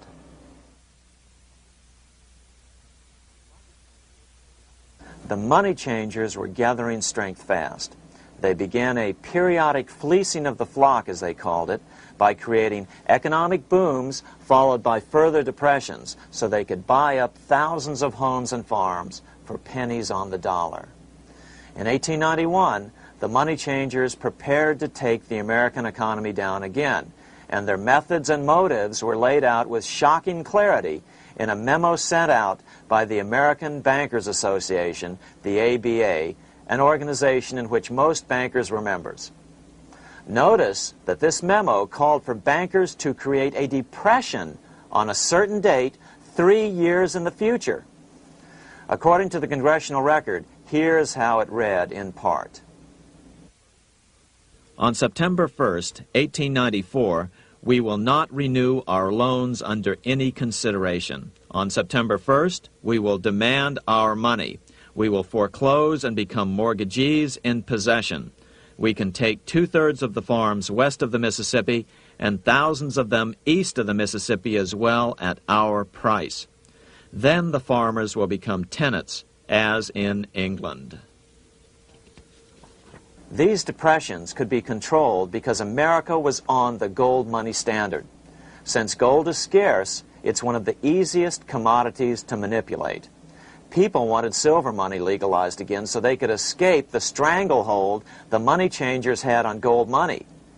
People wanted silver money reinstated, reversing Mr. Said's Act of 1873, by then called the Crime of 73. By 1896, the issue of more silver money had become the central issue in the presidential campaign. William Jennings Bryan, a senator from Nebraska, ran for president as a Democrat on the free silver issue. At the Democratic National Convention in Chicago, he made an emotional speech which won him the nomination entitled Crown of Thorns and Cross of Gold.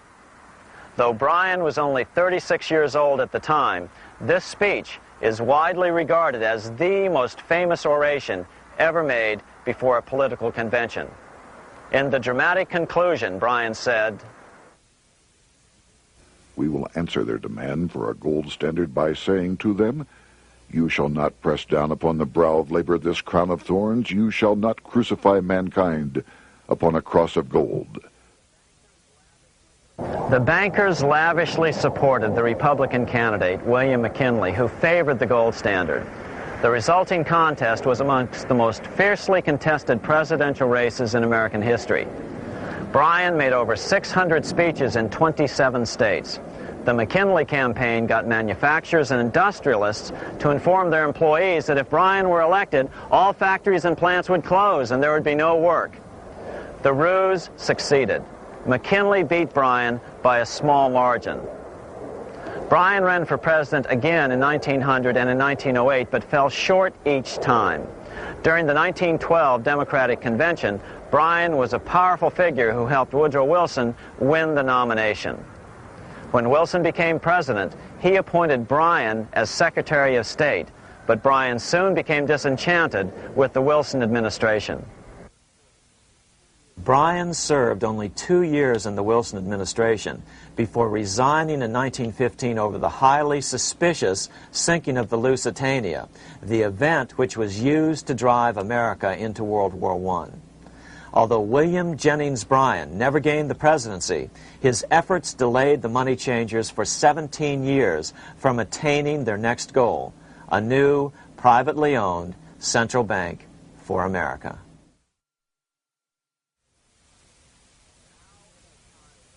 Now it was time for the money changers to get back to the business of a new private central bank for America. During the early 1900s, men like J.P. Morgan led the charge. One final panic would be necessary to focus the nation's attention on the supposed need for a central bank.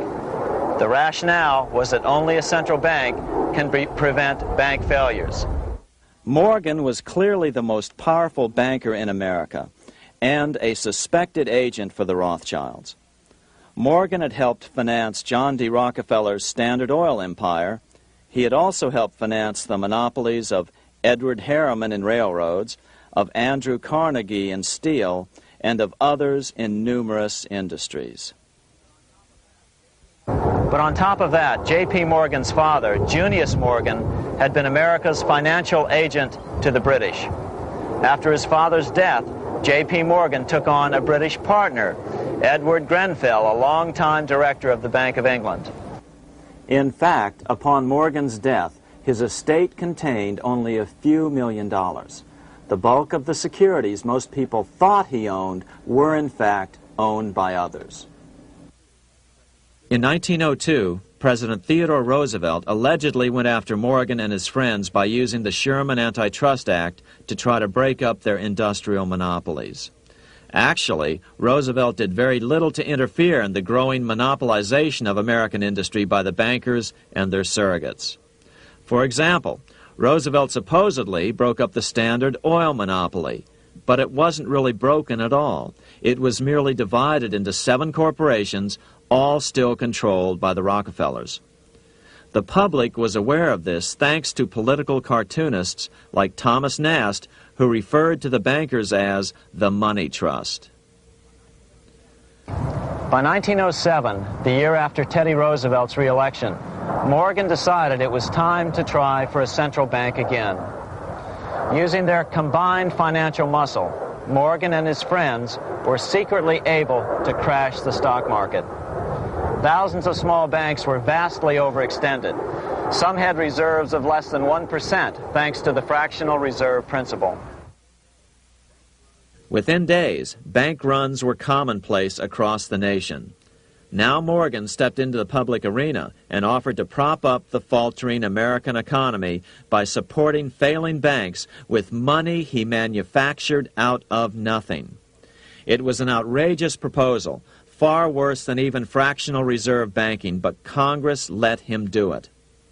Morgan manufactured $200 million worth of this completely reserveless private money and bought things with it, paid for services with it, and sent some of it to his branch banks to lend out at interest. His plan worked. Soon, the public regained confidence in money in general and quit hoarding their currency. But as a result, banking power was further consolidated into the hands of a few large banks. By 1908, the panic was over, and Morgan was hailed as a hero by the president of Princeton University, a man by the name of Woodrow Wilson. All this trouble could be averted if we appointed a committee of 6 or 7 public-spirited men like J.P. Morgan to handle the affairs of our country. Economics textbooks would later explain that the creation of the Federal Reserve System was the direct result of the Panic of 1907. Quote, "With its alarming epidemic of bank failures, the country was fed up once and for all with the anarchy of unstable private banking," close quote. But Minnesota Congressman Charles A. Lindbergh Sr., the father of the famous aviator Lucky Lindy, later explained that the Panic of 1907 was really just a scam. Those not favorable to the money trust could be squeezed out of business and the people frightened into demanding changes in the banking and currency laws which the money trust would frame. So, since the passage of the National Bank Act of 1863, the money changers had been able to create a series of booms and busts. The purpose was not only to fleece the American public of their property, but to later claim that the banking system was basically so unstable that it had to be consolidated into a central bank once again.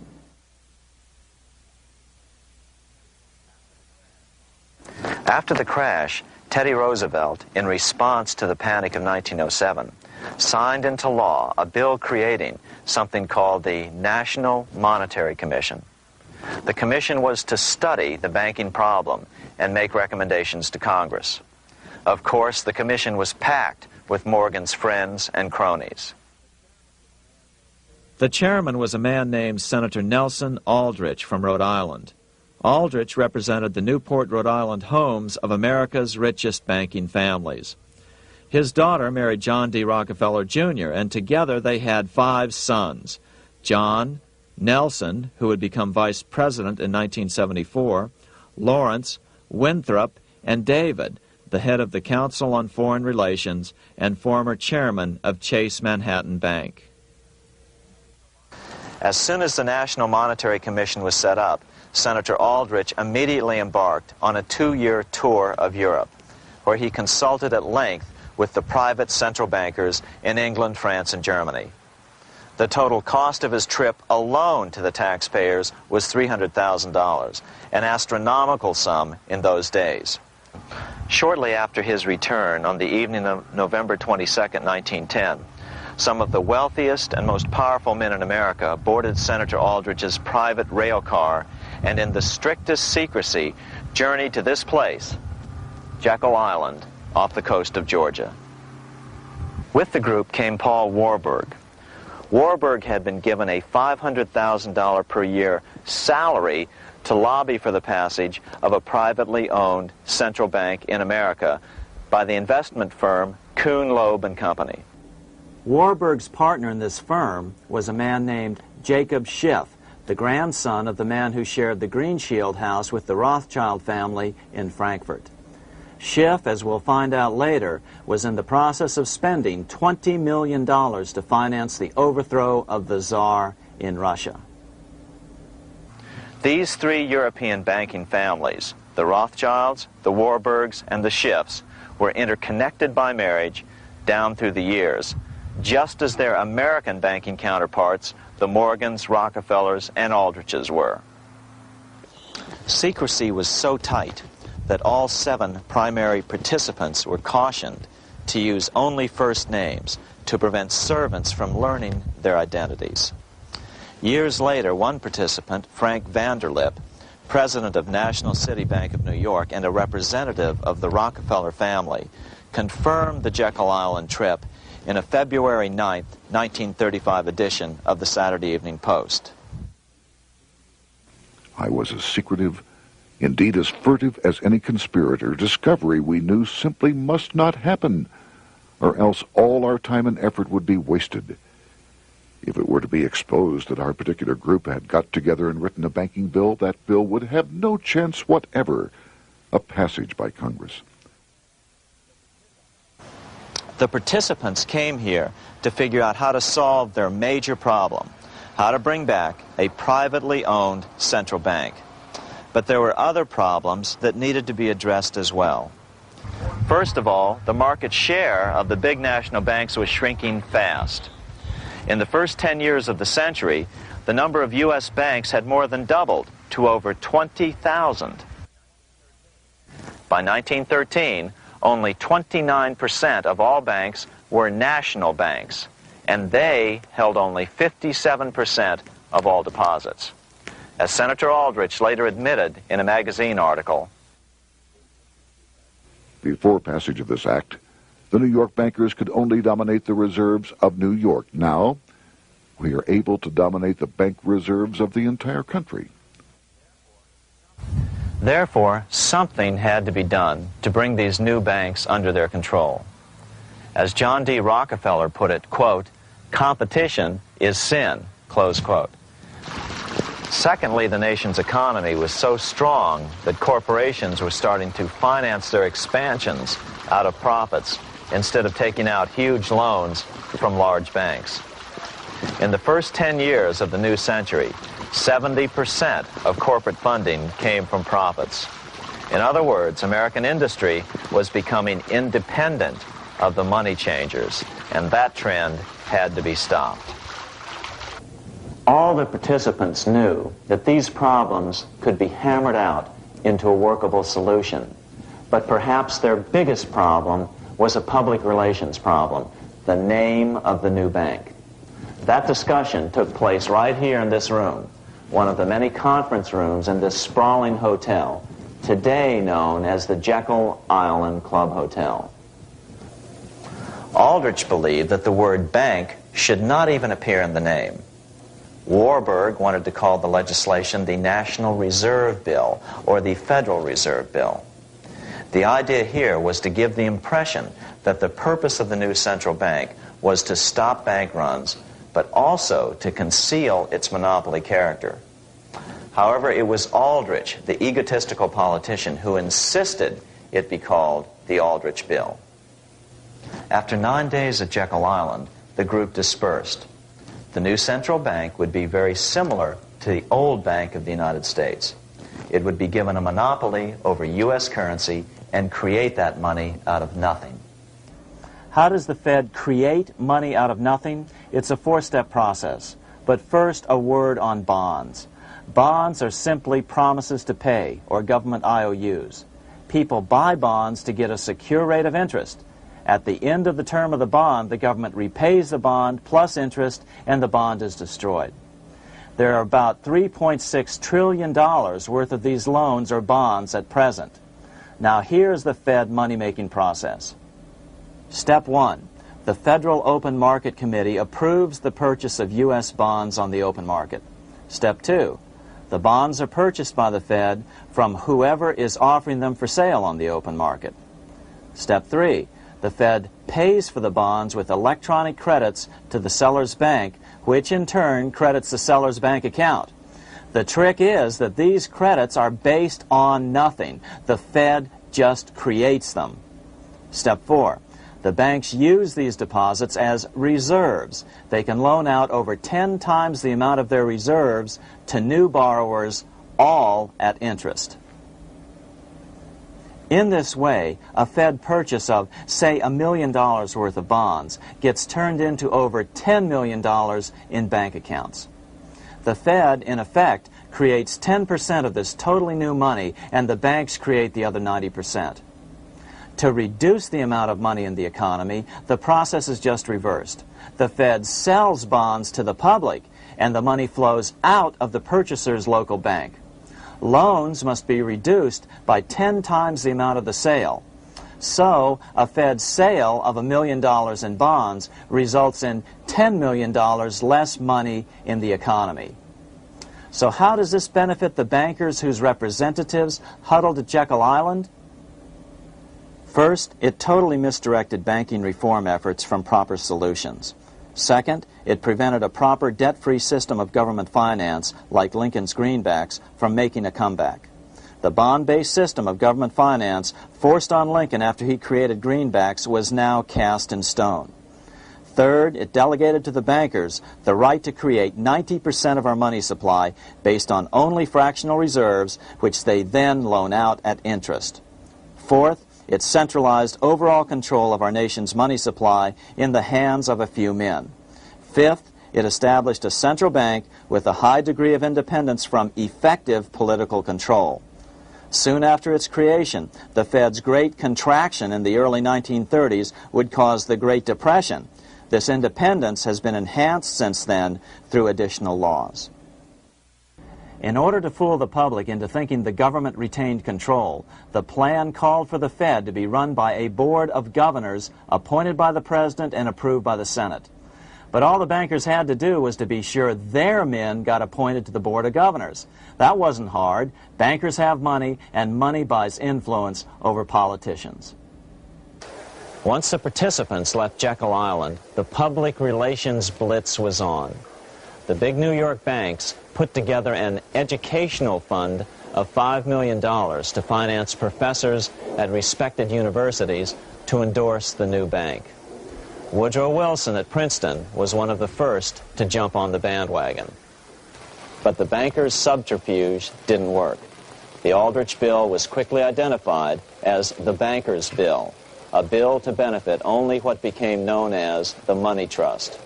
As Congressman Lindbergh put it during the congressional debate, the Aldrich Plan is the Wall Street Plan. It means another panic, if necessary, to intimidate the people. Aldrich, paid by the government to represent the people, proposes a plan for the trusts instead.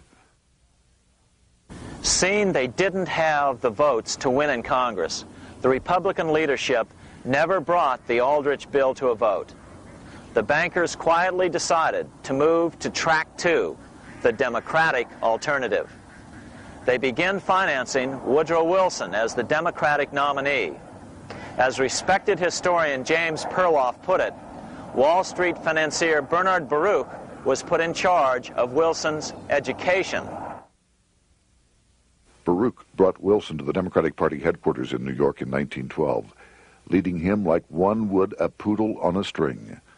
Wilson received an indoctrination course from the leaders convened there. So now the stage was set. The money changers were poised to install their privately owned central bank once again. The damage President Andrew Jackson had done 76 years earlier had been only partly repaired with the passage of the National Bank Act during the Civil War. Since then, the battle had raged on across the decades. The Jacksonians became the greenbackers, who became the hardcore supporters of William Jennings Bryan. With Bryan leading the charge, these opponents of the money changers, ignorant of Baruch's tutelage, now threw themselves behind Democrat Woodrow Wilson. They and Bryan would soon be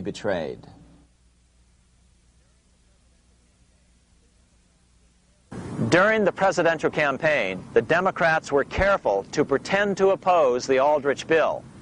As Representative Lewis McFadden, himself a Democrat, as well as chairman of the House Banking and Currency Committee, explained it 20 years after the fact.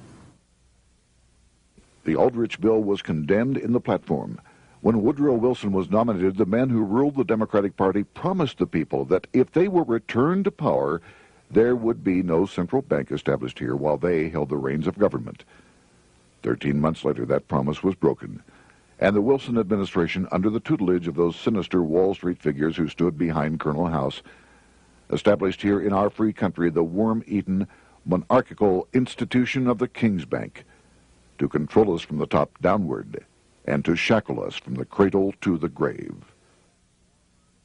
Once Wilson was elected, Morgan, Warburg, Baruch, and company advanced a new plan, which Warburg named the Federal Reserve System. The Democratic leadership hailed the new bill, called the Glass-Owen bill, as something radically different from the Aldrich bill. But in fact, the bill was virtually identical in every important detail. In fact, so vehement were the Democratic denials of similarity that Paul Warburg, the father of both bills, had to step in to reassure his paid friends in Congress that the two bills were virtually identical. Brushing aside the external differences affecting the shells, we find the kernels of the two systems very closely resembling and related to one another. But that admission was for private consumption only. Publicly, the money trust trotted out Senator Aldrich and Frank Vanderlip, the president of Rockefeller's National City Bank of New York and one of the Jekyll Island Seven, to oppose the new Federal Reserve System. Years later, however, Vanderlip admitted in the Saturday Evening Post that the two measures were virtually identical. Although the Aldrich Federal Reserve Plan was defeated when it bore the name Aldrich, nevertheless, its essential points were all contained in the plan that finally was adopted. As Congress neared a vote, they called Ohio attorney Alfred Crozier to testify. Crozier noted the similarities between the Aldrich bill and the Glass-Owen bill. The bill grants just what Wall Street and the big banks for 25 years have been striving for: private instead of public control of currency. It, the Glass-Owen bill, does this as completely as the Aldrich bill. Both measures rob the government and the people of all effective control over the public's money, and vest in the banks exclusively the dangerous power to make money among the people scarce or plenty. During the debate on the measure, senators complained that the big banks were using their financial muscle to influence the outcome. "There are bankers in this country who are enemies of the public welfare," said one senator. What an understatement. Despite the charges of deceit and corruption, the bill was finally snuck through the Senate on December 22, 1913, after most senators had left town for the holidays, after having been assured by the leadership that nothing would be done until long after the Christmas recess. On the day the bill was passed, Congressman Lindbergh prophetically warned his countrymen that this act establishes the most gigantic trust on earth. When the president signs this bill, the invisible government by the monetary power will be legalized. The people may not know it immediately, but the day of reckoning is only a few years removed. The worst legislative crime of the ages is perpetrated by this banking bill. On top of all this, only weeks earlier, Congress had finally passed a bill legalizing income tax. Why was the income tax law important? Because bankers finally had in place a system which would run up a virtually unlimited federal debt. How would the interest on this debt be repaid? Never mind the principal. Remember, a privately owned central bank creates the principal out of nothing. The federal government was small then. Up to then, it had subsisted merely on tariffs and excise taxes. No, just as with the Bank of England, the interest payments had to be guaranteed by direct taxation of the people. the money changers knew that if they had to rely on contributions from the states, eventually the individual state legislatures would revolt and either refuse to pay the interest on their own money or at least bring political pressure to bear to keep the debt small. It is interesting to note that in 1895, the Supreme Court had found a similar income tax law to be unconstitutional. The Supreme Court even found a corporate income tax law unconstitutional in 1909. As a result, Senator Aldrich hustled a bill for a constitutional amendment allowing income tax through the Congress. The proposed 16th Amendment to the Constitution was then sent to the state legislatures for approval. But some critics claim that the 16th Amendment was never ratified by the necessary 3/4 of the states. In other words, the 16th Amendment may not be legal. But the money changers were in no mood to debate the fine points. By October of 1913, Senator Aldrich had hustled the income tax bill through Congress. Without the power to tax the people directly and bypass the states, the Federal Reserve Bill would be far less useful to those who wanted to drive America deeply into their debt. A year after the passage of the Federal Reserve Bill, Congressman Lindbergh explained how the Fed created what we have come to call the business cycle and how they use it to their advantage. To cause high prices, all the Federal Reserve Board will do will be to lower the rediscount rate, producing an expansion of credit and a rising stock market. Then, when businessmen are adjusted to these conditions, it can check prosperity in mid-career by arbitrarily raising the rate of interest. It can cause the pendulum of a rising and falling market to swing gently back and forth by slight changes in the discount rate, or cause violent fluctuations by a greater rate variation. And in either case, it will possess inside information as to financial conditions and advanced knowledge of the coming change, either up or down. This is the strangest, most dangerous advantage ever placed in the hands of a special privileged class by any government that ever existed. The system is private, conducted for the sole purpose of obtaining the greatest possible profits from the use of other people's money. They know in advance when to create panics to their advantage. They also know when to stop panic. Inflation and deflation work equally well for them when they control finance. Congressman Lindbergh was correct on all points. What he didn't realize was that most European nations had already fallen prey to the central bankers decades or centuries earlier. But he also mentions the interesting fact that only 1 year later the Fed had cornered the market in gold. This is how he put it, quote, "Already the Federal Reserve banks have cornered the gold and gold certificates," close quote. But Congressman Lindbergh was not the only critic of the Fed. Congressman Lewis McFadden, the chairman of the House Banking and Currency Committee from 1920 to 1931, remarked that the Federal Reserve Act brought about a superstate controlled by international bankers and international industrialists acting together to enslave the world for their own pleasure. Notice how McFadden saw the international character of the stockholders of the Federal Reserve. Another chairman of the House Banking and Currency Committee in the 1960s, Wright Patman from Texas, put it this way. In the United States today, we have in effect two governments. We have the duly constituted government, then we have an independent, uncontrolled, and uncoordinated government in the Federal Reserve System, operating the money powers which are reserved to Congress by the Constitution. Even the inventor of the electric light, Thomas Edison, joined the fray in criticizing the system of the Federal Reserve. If our nation can issue a dollar bond, it can issue a dollar bill. The element that makes the bond good makes the bill good also.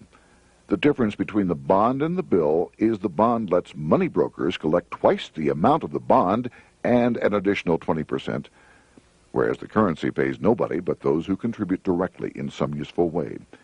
It is absurd to say that our country can issue $30 million in bonds and not $30 million in currency. Both are promises to pay, but one promise fattens the usurers, and the other helps the people.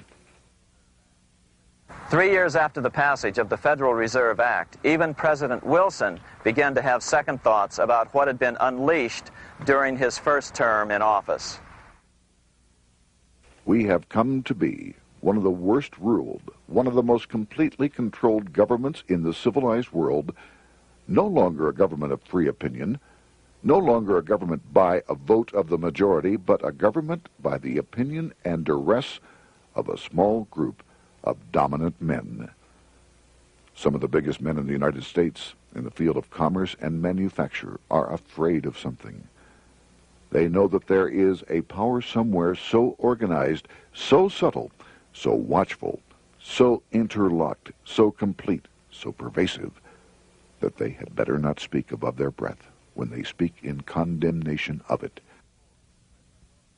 Before his death in 1924, President Wilson realized the full extent of the damage he had done to America when he confessed, "I have unwittingly ruined my government." So finally, the money changers, those who profit by manipulating the amount of money in circulation, had their privately owned central bank installed again in America. The major newspapers, which they also owned, hailed passage of the Federal Reserve Act of 1913, telling the public that now depressions could be scientifically prevented. The fact of the matter was that now depressions could be scientifically created.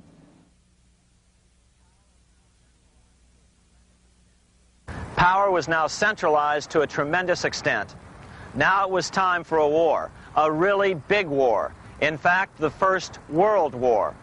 Of course, to the central bankers, the political issues of war don't matter nearly as much as the profit potential, and nothing creates debts like warfare.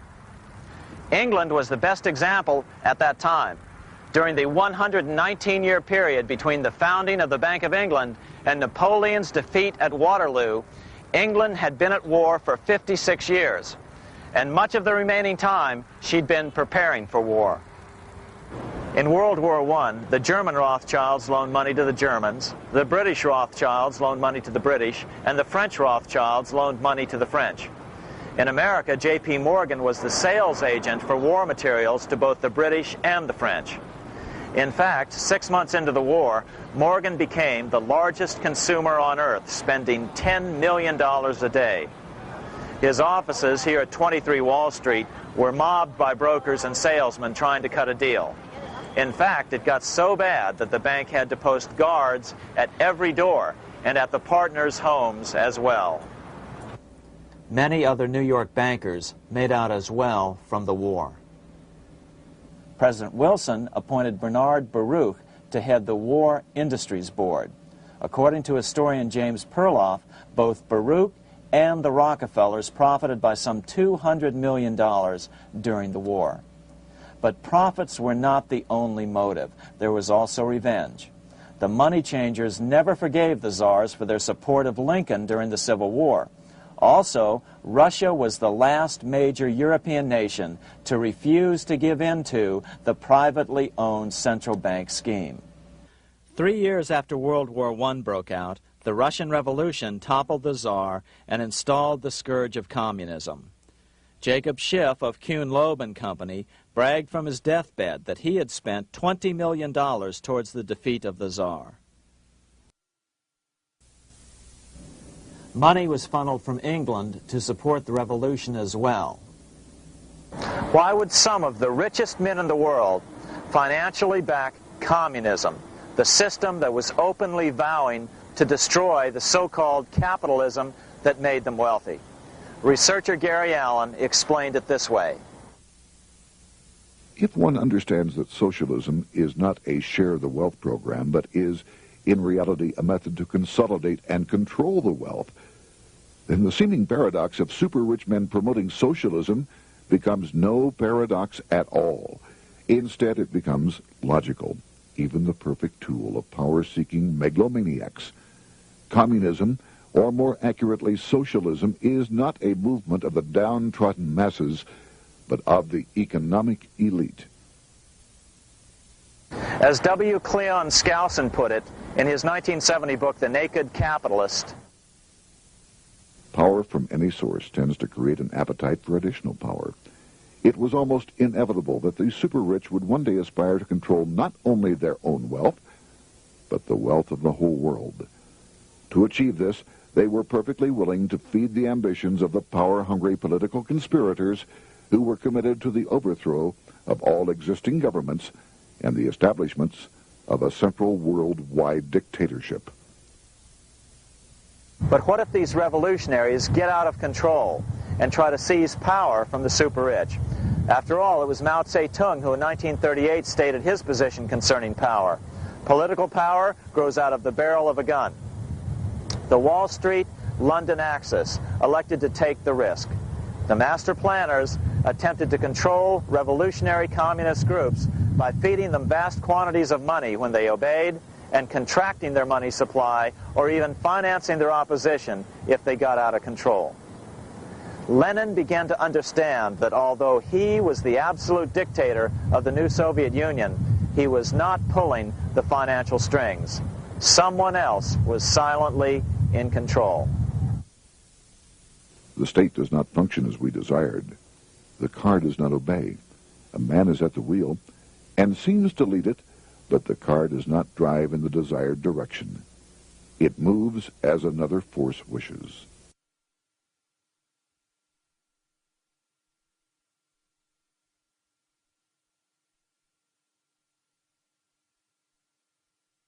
Who is behind it? Representative Louis T. McFadden, the chairman of the House Banking and Currency Committee throughout the 1920s and into the Great Depression years of the 1930s, explained it this way. The course of Russian history has indeed been greatly affected by the operations of international bankers. The Soviet government has been given United States Treasury funds by the Federal Reserve Board, acting through the Chase Bank. England has drawn money from us through the Federal Reserve banks and has relent it at high rates of interest to the Soviet government. The Dnipro Dam was built with funds unlawfully taken from the United States Treasury by the corrupt and dishonest Federal Reserve Board and the Federal Reserve banks.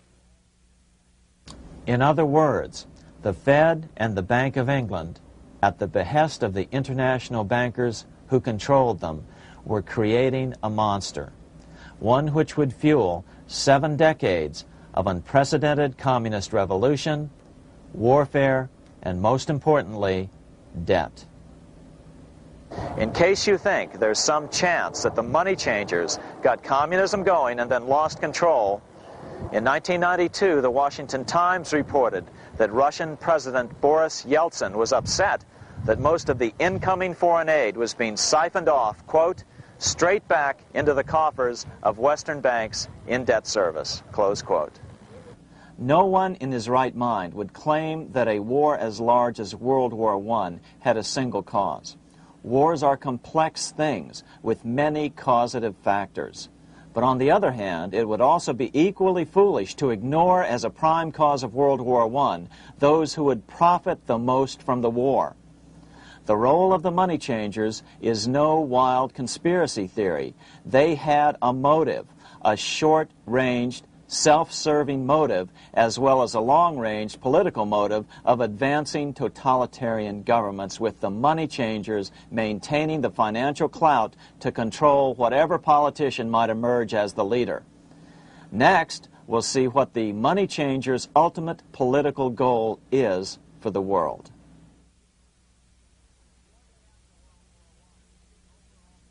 Shortly after World War I, the overall political agenda of the money changers began to be clear.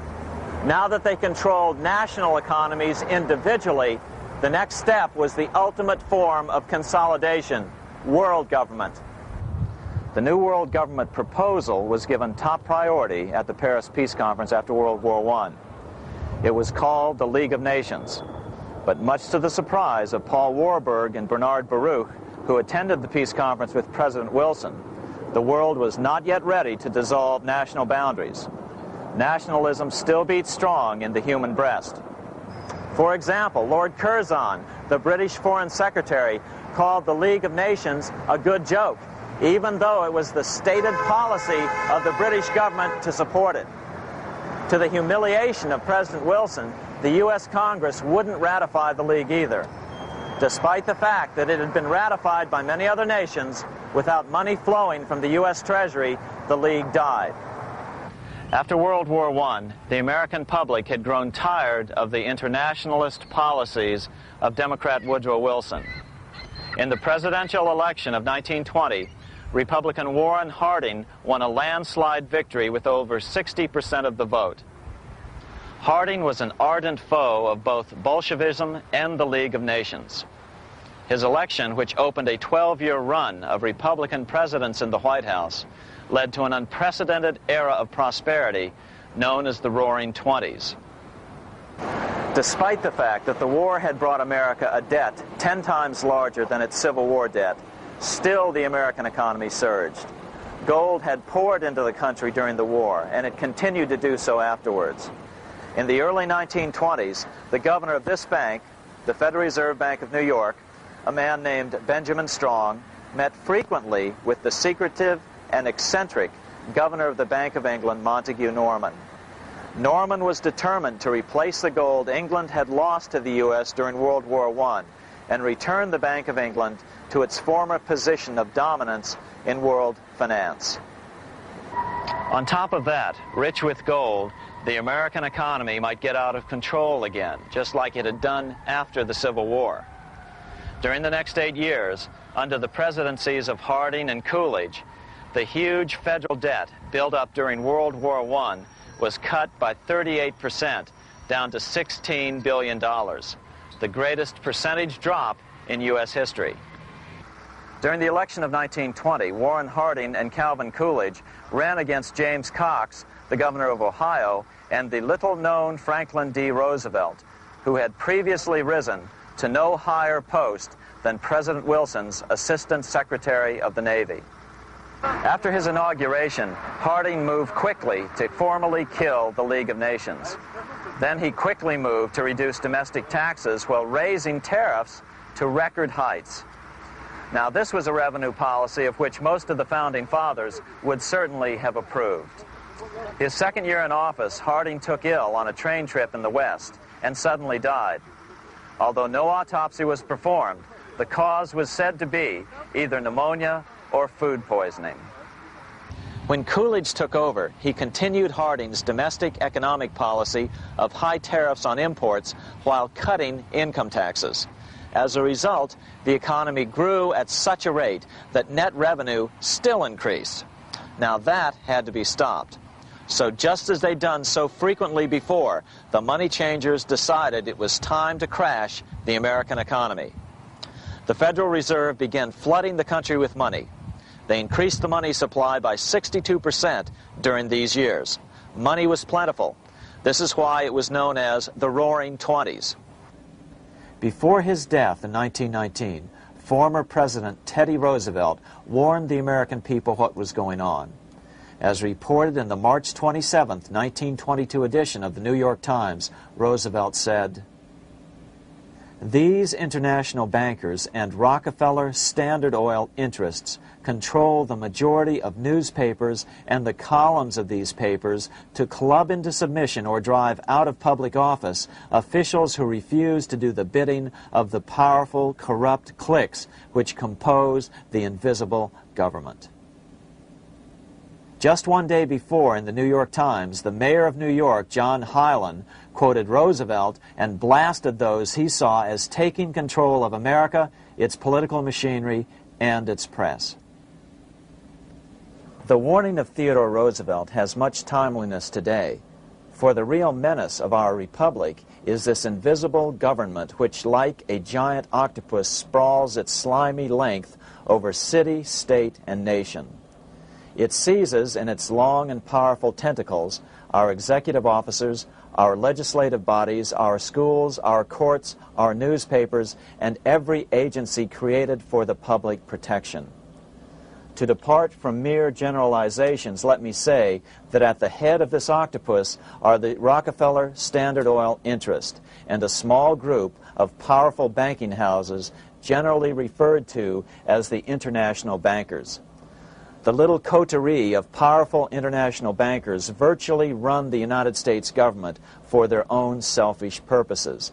They practically control both parties, write political platforms, make cat's paws of party leaders, use the leading men of private organizations, and resort to every device to place a nomination for high public office only such candidates as will be amenable to the dictates of corrupt big business.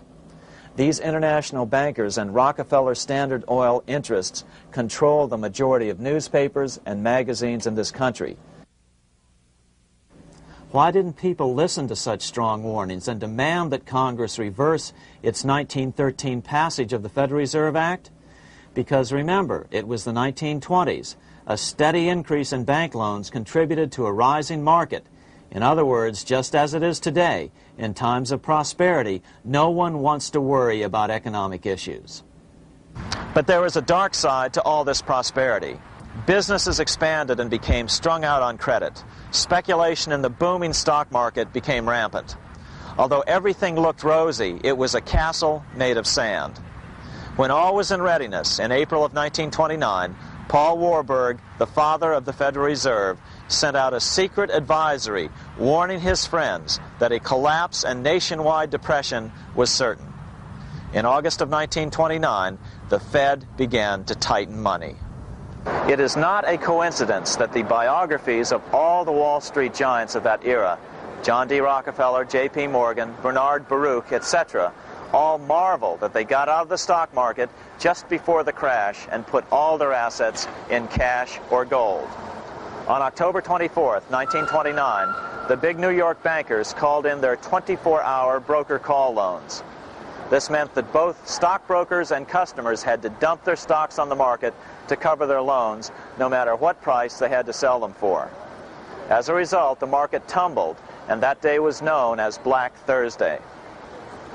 According to John Kenneth Galbraith, writing in The Great Crash, 1929, at the height of the selling frenzy, Bernard Baruch brought Winston Churchill into the visitors' gallery of the New York Stock Exchange here to witness the panic and impress him with his power over the wild events down on the floor. Congressman Louis McFadden, chairman of the House Committee on Banking and Currency from 1920 to 1931, knew who to blame. He accused the Fed and the international bankers of orchestrating the crash. It was not accidental. It was a carefully contrived occurrence. The international bankers sought to bring about a condition of despair here so that they might emerge as rulers of us all.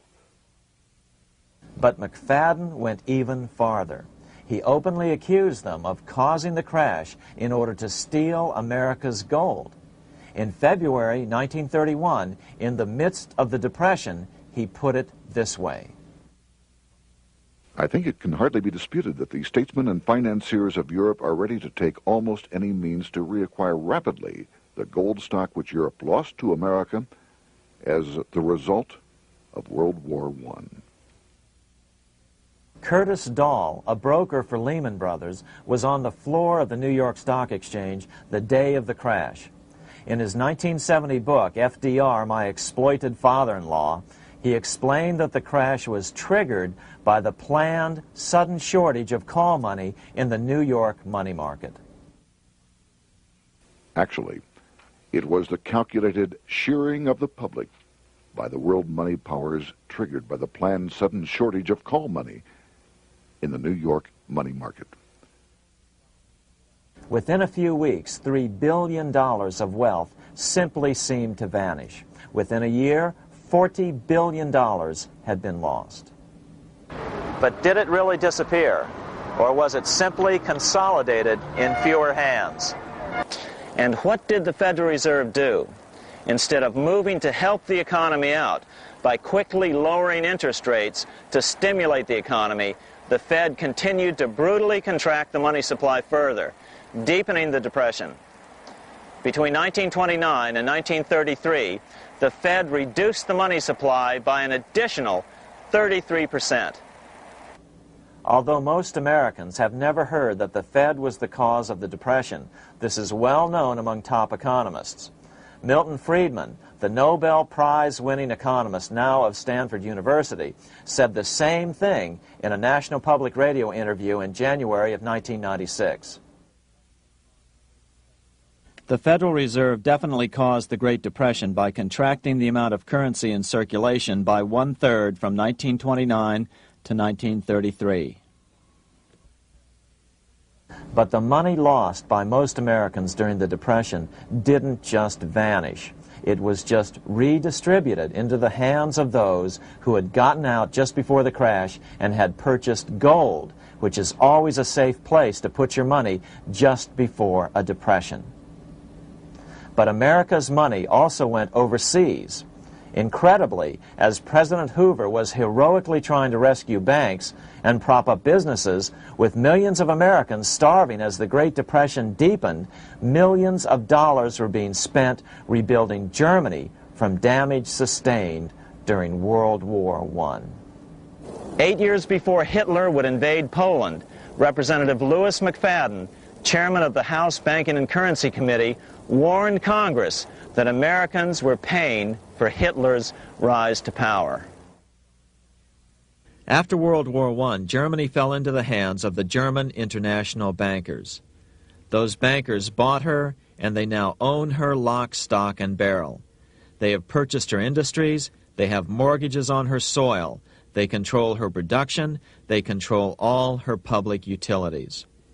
The international German bankers have subsidized the present government of Germany, and they have also supplied every dollar of the money Adolf Hitler has used in his lavish campaign to build up a threat to the government of Brüning.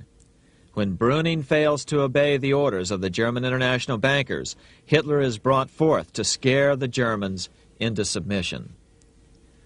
Through the Federal Reserve Board, over $30 billion of American money has been pumped into Germany. You have all heard of the spending that's taken place in Germany. Modernistic dwellings, her great planetariums, her gymnasiums, her swimming pools, her fine public highways, her perfect factories. All this was done on our money. All this was given to Germany through the Federal Reserve Board. The Federal Reserve Board has pumped so many billions of dollars into Germany that they dare not name the total. Franklin D. Roosevelt was swept into office during the 1932 presidential election. Once Roosevelt was in office, however, sweeping emergency banking measures were immediately announced, which did nothing but increase the Fed's power over the money supply. Then, and only then, did the Fed finally begin to loosen the purse strings and feed new money out to the starving American people. At first, Roosevelt railed against the money changers as being the cause of the Depression. Believe it or not, this is what he said on March 4th, 1933, in his inaugural address. Practices of the unscrupulous money changers stand indicted in the court of public opinion, rejected by the hearts and minds of men. The money changers have fled from their high seats in the temple of our civilization. But 2 days later, Roosevelt declared a bank holiday and closed all banks. Later that year, Roosevelt outlawed private ownership of all gold bullion and all gold coins with the exception of rare coins. Most of the gold in the hands of the average American was in the form of gold coins. The new decree was, in effect, a confiscation. Those who didn't comply risk as much as 10 years in prison and a $10,000 fine, the equivalent of $100,000 today. Out in small-town America, some people didn't trust Roosevelt's order. Many were torn between keeping their hard-earned wealth or obeying the government. Those who did turn in their gold were paid the official price for it, $20.66 per ounce. So unpopular was the confiscation order that no one anywhere in government would take credit for authoring it. No congressman claimed it. At the signing ceremony, President Roosevelt made it clear to all present that he was not the author of it and publicly stated that he had not ever read it. Even his Secretary of the Treasury said he'd never read it either, saying it was, quote, what the experts wanted. Roosevelt convinced the public to give up their gold by saying that pooling the nation's resources was necessary to get America out of the Depression. With great fanfare, he ordered a new bullion depository built to hold the mountain of gold the U.S. government was illegally confiscating. By 1936, the U.S. bullion depository at Fort Knox was completed, and in January 1937, the gold began to flow into it. The rip-off of the ages was about to proceed. In 1935, once the gold had all been turned in, the official price of gold was suddenly raised to $35 per ounce. But the catch was, only foreigners could sell their gold at the new higher price. The money changers who had heeded Warburg's note and gotten out of the stock market just before the crash and bought gold at $20.66 per ounce, then shipped it to London, could now bring it back and sell it back to the government, nearly doubling their money while the average American starved. The Fort Knox Bullion Depository sits here in the middle of the Fort Knox Military Reservation, 30 miles southwest of Louisville, Kentucky. This was as close as we were permitted to get to the depository despite years of letters from members of Congress to allow our film crew inside. The 4-acre grounds immediately surrounding the building are guarded by an electrified steel fence, an open moat, and 4 machine-gun-armed guard pillboxes at the structure's corners. When the gold began arriving on January 13, 1937, there was unprecedented security. Thousands of official guests watched the arrival of a 9-car train from Philadelphia, guarded by armed soldiers, postal inspectors, Secret Servicemen, and guards from the U.S. Mint. It was all great theater. America's gold supply from across the land had been pooled, supposedly for the public benefit, and then safely tucked into Fort Knox. But all that security would soon be breached by the government itself. Now the stage was set for a really big war, one which would pile up debt far beyond that of World War I. For example, in 1944 alone, the U.S. national income was only $183 billion, yet $103 billion was spent on the war. This was 30 times the spending rate during World War I. In fact, the American taxpayer picked up 55% of the total Allied cost of the war. But equally important, virtually every nation involved in World War II greatly multiplied their debt. In the U.S., for example, federal debt went from $43 billion in 1940 up to $257 billion in 1950, an increase of 598%. Between 1940 and 1950, Japanese debt swelled 1,348%. French debt grew 583%, and Canadian debt soared 417%.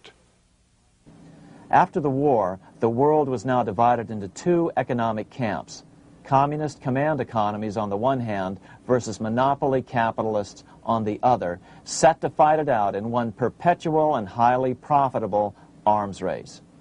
It was finally time for the central bankers to embark in earnest on their 3-step plan to centralize the economic systems of the entire world and finally bring about their global government or New World Order. The phases of this plan were: Step 1, central bank domination of national economies worldwide.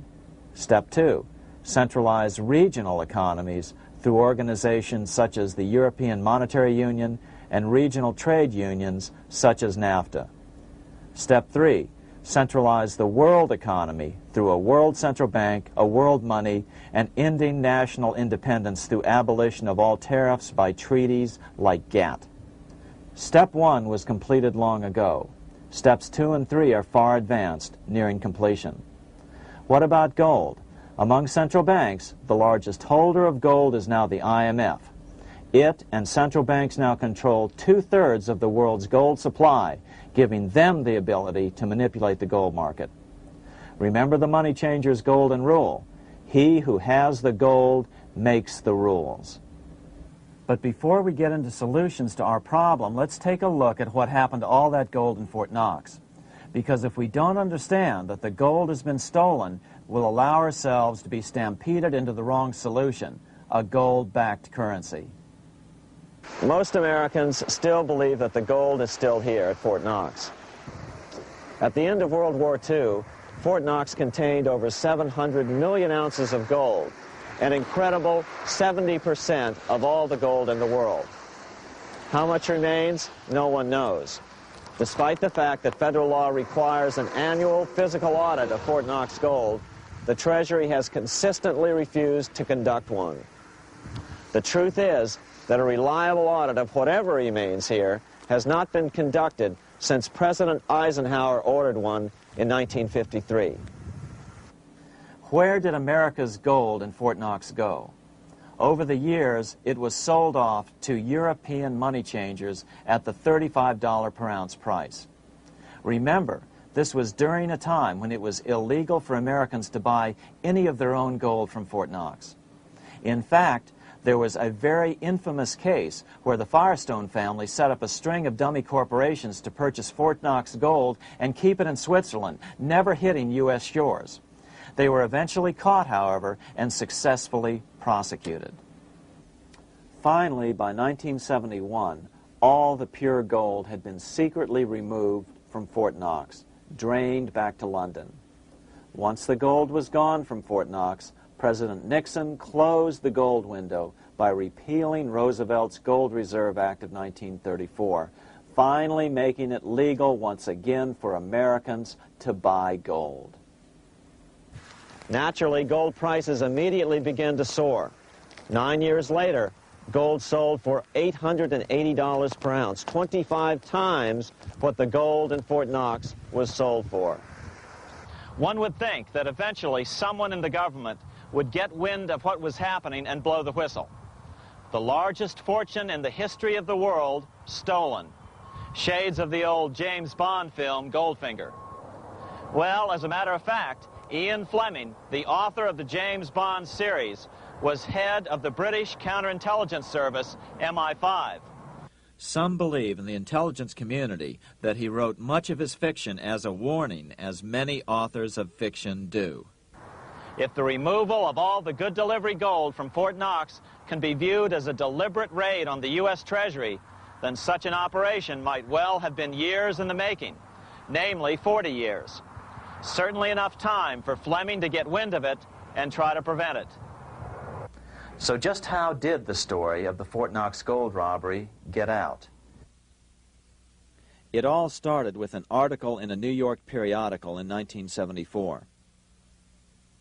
The article charged that the Rockefeller family was manipulating the Federal Reserve to sell off Fort Knox gold at bargain basement prices to anonymous European speculators. 3 days later, the anonymous source of the story, Louise Auchincloss Boyer, mysteriously fell to her death from the window of her 10th floor apartment in New York. How would Mrs. Boyer have known of the Rockefeller connection to the Fort Knox gold heist? She was the longtime secretary of Nelson Rockefeller.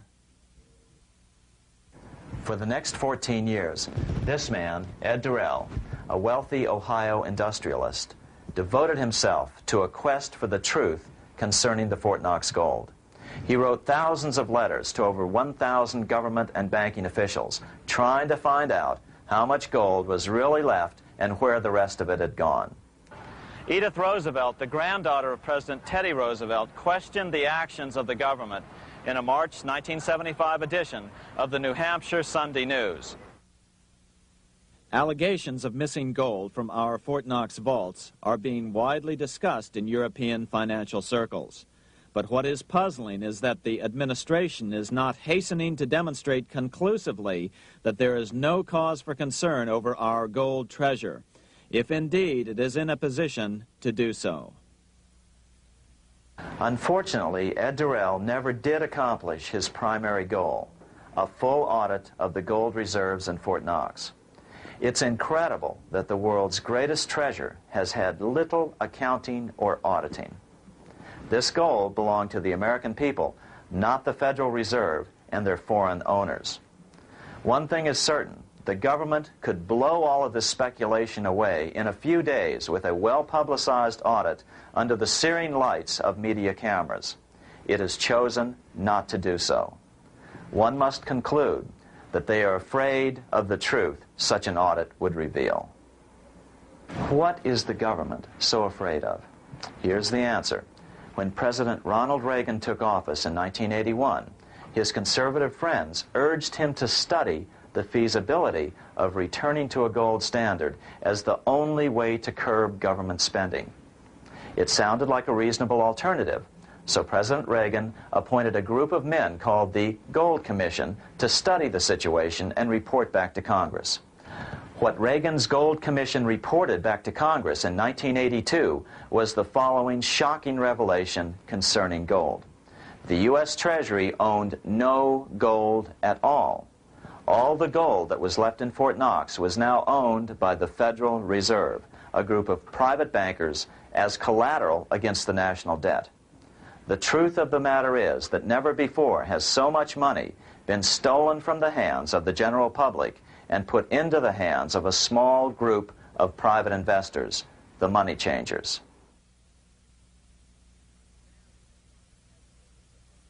I'm standing in front of the headquarters of the International Monetary Fund located in Washington, D.C.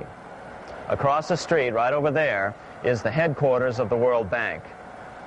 What are these organizations and who controls them? And most importantly, are they about to create a huge worldwide depression? Let us step back in time for a moment to the aftermath of World War I. People were tired of war, so under the guise of peacemaking, the international bankers devised a plan to consolidate power even further. Claiming only an international government would stem the tide of world wars, the money changers pushed forward a proposal for world government which stood on three legs. A world central bank to be called the Bank of International Settlements, a world judiciary to be called the World Court located in The Hague, the Netherlands, and a world executive and legislature to be called the League of Nations. As President Clinton's mentor, Georgetown historian Carroll Quigley wrote in his 1966 book, Tragedy and Hope, the powers of financial capitalism had a far-reaching plan, nothing less than to create a world system of financial control in private hands, able to dominate the political system of each country and the economy of the world as a whole. This system was to be controlled in a feudalistic fashion by the central banks of the world, acting in concert by secret agreements arrived at in frequent meetings and conferences.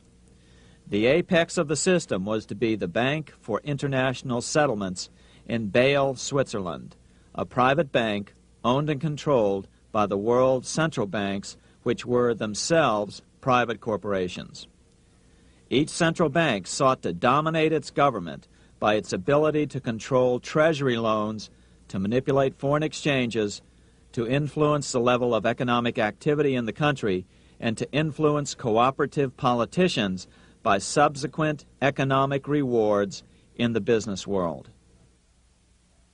Despite intense pressure from the international bankers and the press, a handful of U.S. senators, led by Senator Henry Cabot Lodge, kept the U.S. out of these schemes.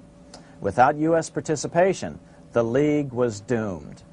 Incredibly, even though the U.S. rejected the World Central Bank, the BIS, the New York Federal Reserve ignored its government and arrogantly sent representatives to Switzerland to participate in the central bankers' meeting right up until 1994, when the U.S. was finally officially dragged into it. Their world government schemes thwarted, the bankers resorted to the old formula, another war to wear down the resistance to world government while reaping handsome profits. To this end, Wall Street helped resurrect Germany through the Thyssen banks, which were affiliated with the Harriman interest in New York, just as the Chase Bank had assisted in the financing of the Bolshevik Revolution in Russia during World War I. Chase Bank was controlled by the Rockefeller family. Subsequently, it was merged with Warburg's Manhattan Bank to form the Chase Manhattan Bank. Now this has merged with Chemical Bank of New York, making it the largest Wall Street bank. Their strategy worked. Even before World War II was over, world government was back on track. In 1944, at Bretton Woods, New Hampshire, the International Monetary Fund and the World Bank were approved with full U.S. participation. The Second League of Nations, renamed the United Nations, was approved in 1945. Soon, a new international court system was functioning as well. All effective opposition to these international bodies before the war had evaporated in the heat of war, just as planned.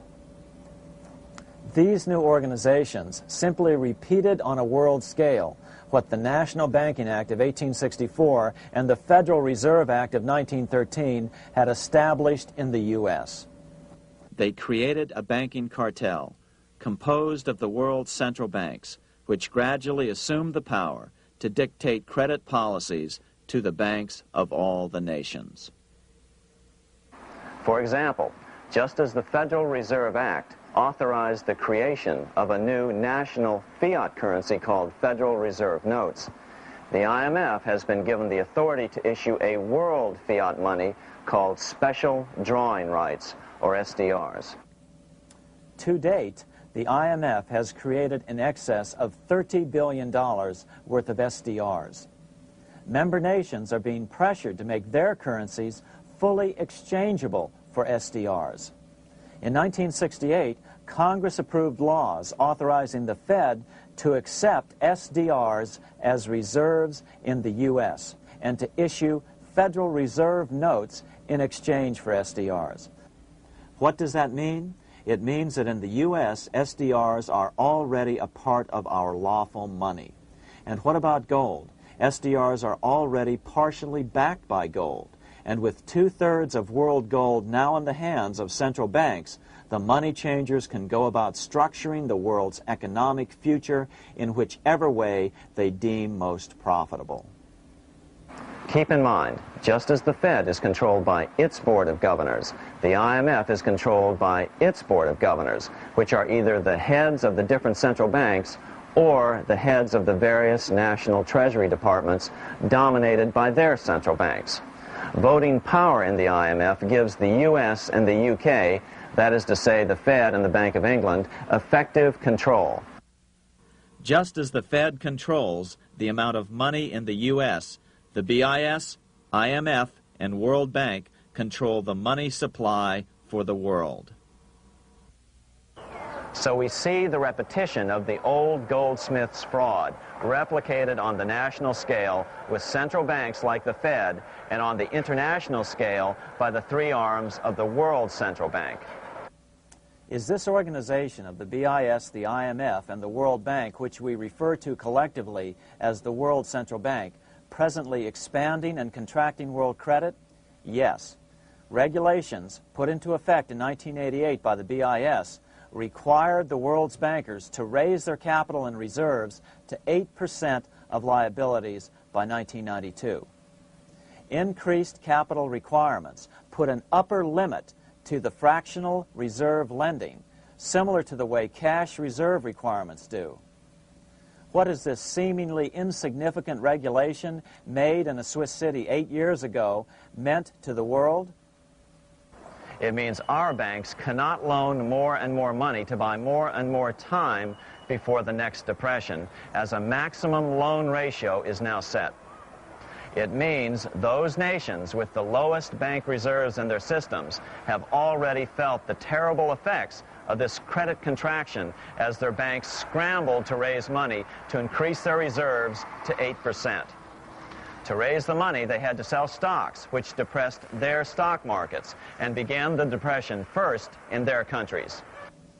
Japan, which in 1988 had among the lowest capital and reserve requirements and thus was the most affected by the regulation, has experienced a financial crash which began almost immediately in 1989, which has wiped out a staggering 50% of the value of its stock market since 1990 and 60% of the value of its commercial real estate.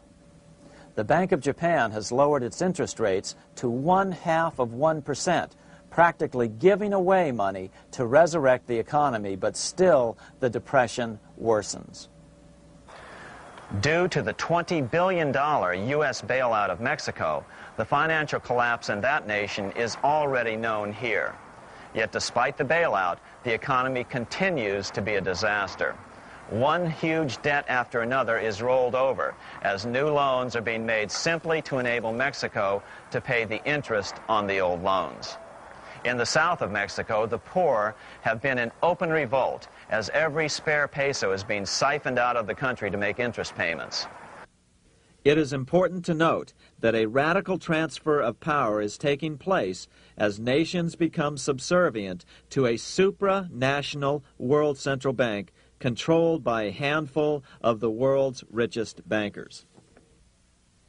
As the IMF creates more and more SDRs by the stroke of a pen on IMF ledgers, more and more nations borrow them to pay interest on their mounting debts and gradually fall under the control of the faceless bureaucrats of the World Central Bank.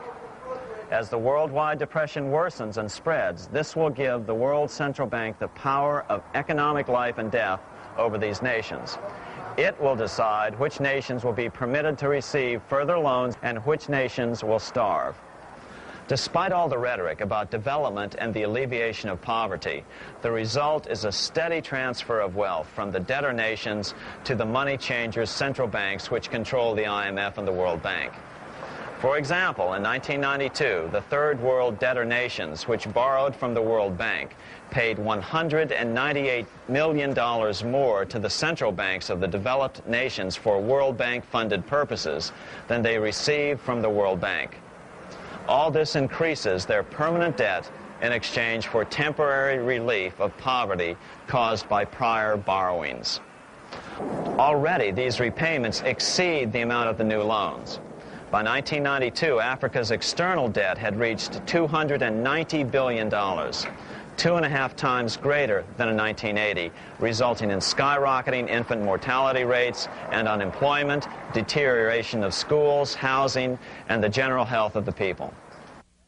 The entire world faces the immeasurable suffering already destroying the Third World and now Japan, all for the benefit of the money changers. As one prominent Brazilian politician put it, "The Third World War has already started. It is a silent war, not for that reason any less sinister. The war is tearing down Brazil, Latin America, and practically all the Third World. Instead of soldiers dying, there are children.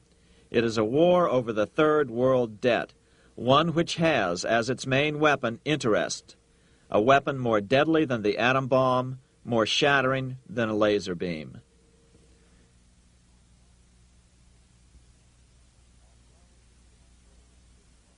Although it would be absurd to ignore the pivotal role played by influential families such as the Rothschilds, the Warburgs, the Schiffs, the Morgans, and the Rockefellers in any review of the history of central banking and fractional banking, keep in mind, by now, central banks and the large commercial banks are up to 3 centuries old and deeply entrenched in the economic life of many nations. These banks are no longer dependent on clever individuals such as a Nathan Rothschild. Years ago, the question of ownership was important, but no longer. For example, both the Bank of England and the Bank of France were nationalized after World War II, and nothing changed, nothing at all. They endure and continue to grow, now protected by numerous laws, paid politicians, and mortgaged media, untouched by the changing of generations. 3 centuries have given them an aura of respectability. The old school tie is now worn by the 6th generation son, who's been raised in a system that he may never question as he is named to serve on the governing boards of countless philanthropic organizations. To focus attention today on individuals or families, or to attempt to sort out the current holders of power, serves little useful purpose and would be a distraction from the cure. The problem is far bigger than that. It is the corrupt banking system that was and is being used to consolidate vast wealth into fewer and fewer hands that is our current economic problem. Change the names of the main players now, and the problem will neither go away nor even miss a beat. Likewise, among the hordes of bureaucrats working in the World Bank, central banks, and international banks, only a tiny fraction have any idea of what's really going on. No doubt they'd be horrified to learn that their work is contributing to the terrible impoverishment and gradual enslavement of mankind to a few incredibly rich plutocrats. So really, there's no use in emphasizing the role of individuals anymore. And the problem even transcends the normal spectrum of political right and left. Both communism and socialism, as well as monopoly capitalism, have been used by the money changers. Today, they profit from either side of the new political spectrum. The big government, welfare state on the so-called left wing versus the neoconservative, laissez-faire capitalists who want big government totally out of their lives on the right wing. Either way, the bankers win. Monetary reform is the most important political issue facing this nation.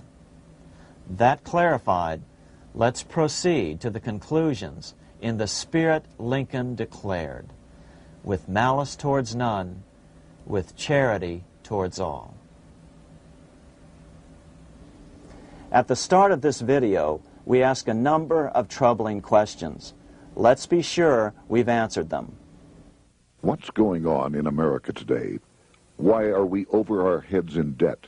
Why can't the politicians bring debt under control? Why are we over our heads in debt?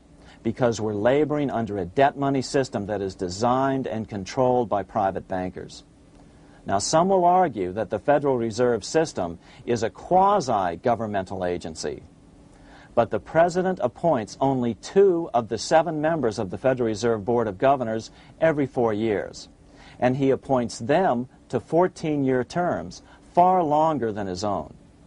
The Senate does confirm those appointments, but the whole truth is that the President wouldn't dare appoint anyone to that board of whom Wall Street does not approve. Of course, this does not preclude the possibility that some honorable men may be appointed to the Board of Governors. But the fact is that the Fed is specifically designed to operate independently of our government, as are nearly all other central banks.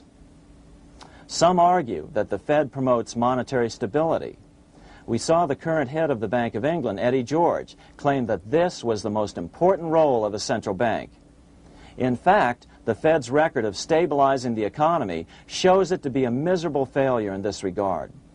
Within the first 25 years of its existence, the Fed caused 3 major economic downturns, including the Great Depression, and for the last 30 years has shepherded the American economy into a period of unprecedented inflation.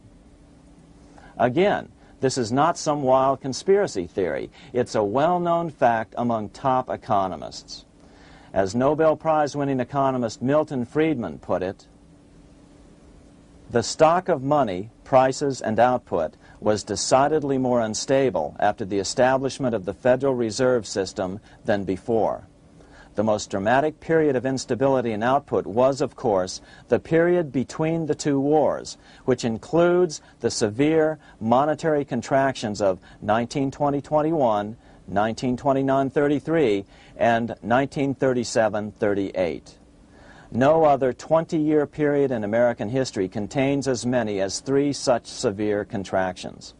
This evidence persuades me that at least a third of the price rise during and just after World War I is attributable to the establishment of the Federal Reserve System, and that the severity of each of the major contractions, 1920-21, 1929-33, and 1937-38, is directly attributable to acts of commission and omission by the reserve authorities.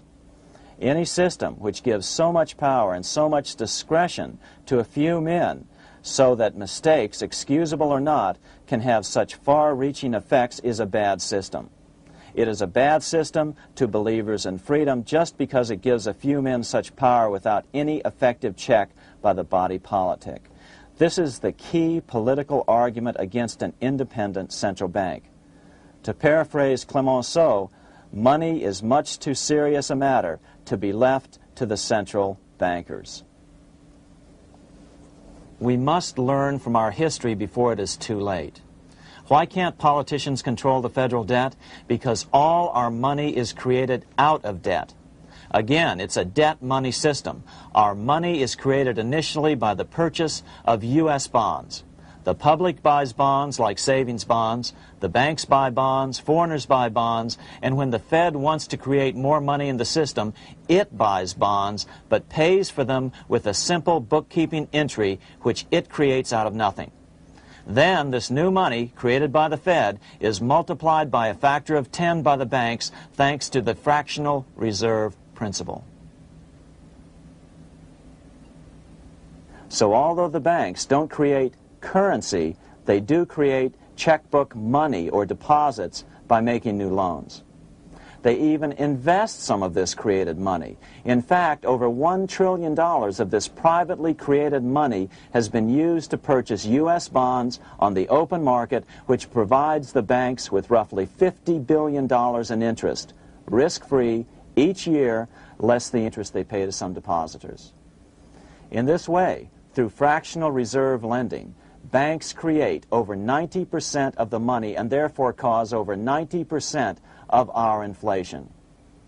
What can we do about all this? Fortunately, there's a way to fix the problem fairly easily, speedily, and without any serious financial problems.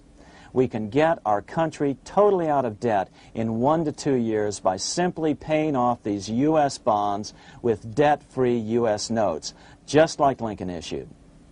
Of course, that by itself would create tremendous inflation, since our currency is presently multiplied by the fractional reserve banking system.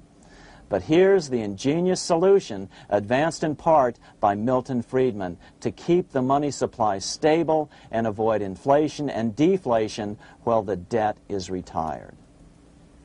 As the Treasury buys up its bonds on the open market with U.S. notes, the reserve requirements of your hometown local bank will be proportionally raised, so the amount of money in circulation remains constant. As those holding bonds are paid off in U.S. notes, they will deposit this money, thus making available the currency then needed by the banks to increase their reserves. Once all the U.S. bonds are replaced with U.S. notes, banks will be at 100% reserve banking instead of the fractional reserve system currently in use. From this point on, the former Fed buildings will only be needed as a central clearinghouse for checks and as vaults for U.S. notes. The Federal Reserve Act will no longer be necessary and could be repealed. Monetary power can be transferred back to the Treasury Department. There would be no further creation or contraction of money by banks. By doing it this way, our national debt can be paid off in a single year or so, and the Fed and fractional reserve banking abolished without national bankruptcy, financial collapse, inflation or deflation, or any significant change in the way the average American goes about his business. To the average person, the primary difference would be that for the first time since the Federal Reserve Act was passed in 1913, taxes would begin to go down. Now there's a real national blessing for you, rather than for Hamilton's banker friends.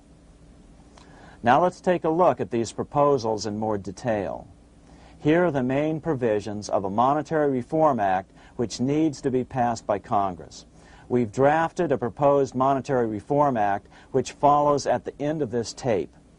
Of course, variations with the same results would be equally welcome. 1. Pay off the debt with debt-free U.S. notes. As Thomas Edison put it, if the U.S. can issue a dollar bond, it can issue a dollar bill. They both rest purely on the faith and credit of the United States government. This amounts to a simple substitution of one type of government obligation for another. One bears interest, the other doesn't. Federal Reserve notes could be used for this as well, but could not be printed after the Fed's abolished as we propose, so we suggest using U.S. notes instead. 2. Abolish fractional reserve banking. As the debt is paid off, the reserve requirements of all banks and financial institutions would be raised proportionally at the same time to absorb the new U.S. notes, which would be deposited and become the bank's increased reserves. Towards the end of the first year of the transition period, the remaining liabilities of financial institutions would be assumed or acquired by the U.S. government in a one-time operation. In other words, they too would eventually be paid off with debt-free U.S. notes in order to keep the total money supply stable. At the end of the first year or so, all of the national debt would be paid, and we could start enjoying the benefits of full reserve banking. The Fed would be obsolete, an anachronism. 3. Repeal the Federal Reserve Act of 1913 and the National Banking Act of 1864.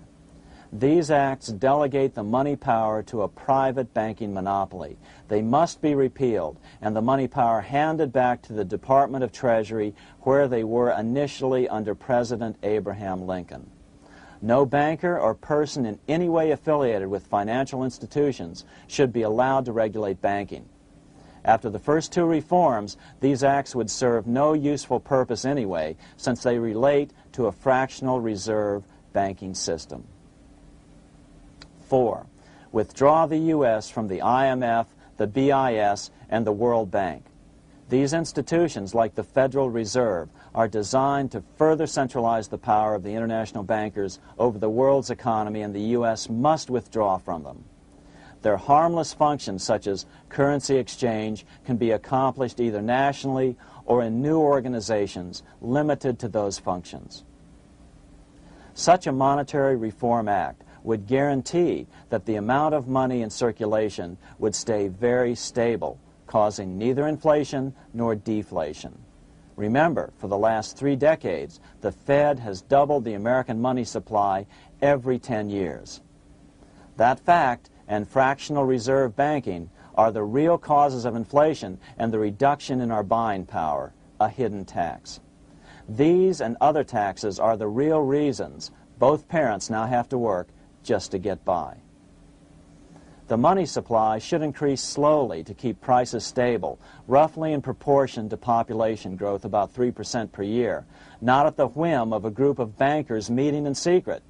In fact, all future decisions on how much money will be in the American economy must be made based on statistics of population growth and the price level index. The new monetary regulators and the Treasury Department, perhaps called the Monetary Committee, would have absolutely no discretion in this matter except in time of declared war. This would ensure a steady, stable money growth of roughly 3% per year, resulting in stable prices and no sharp changes in the money supply.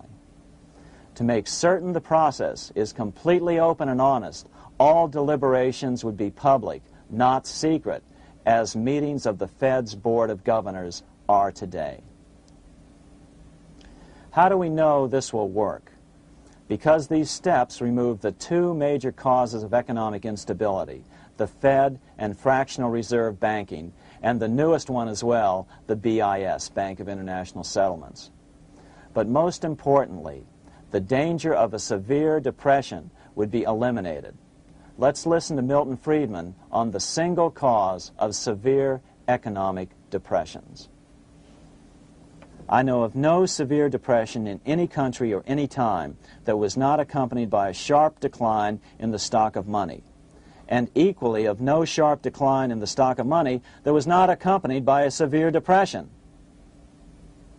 Issuing our own currency is not a radical solution. It's been advocated by Presidents Jefferson, Madison, Jackson, Van Buren, and Lincoln. But it's been used at different times throughout Europe as well.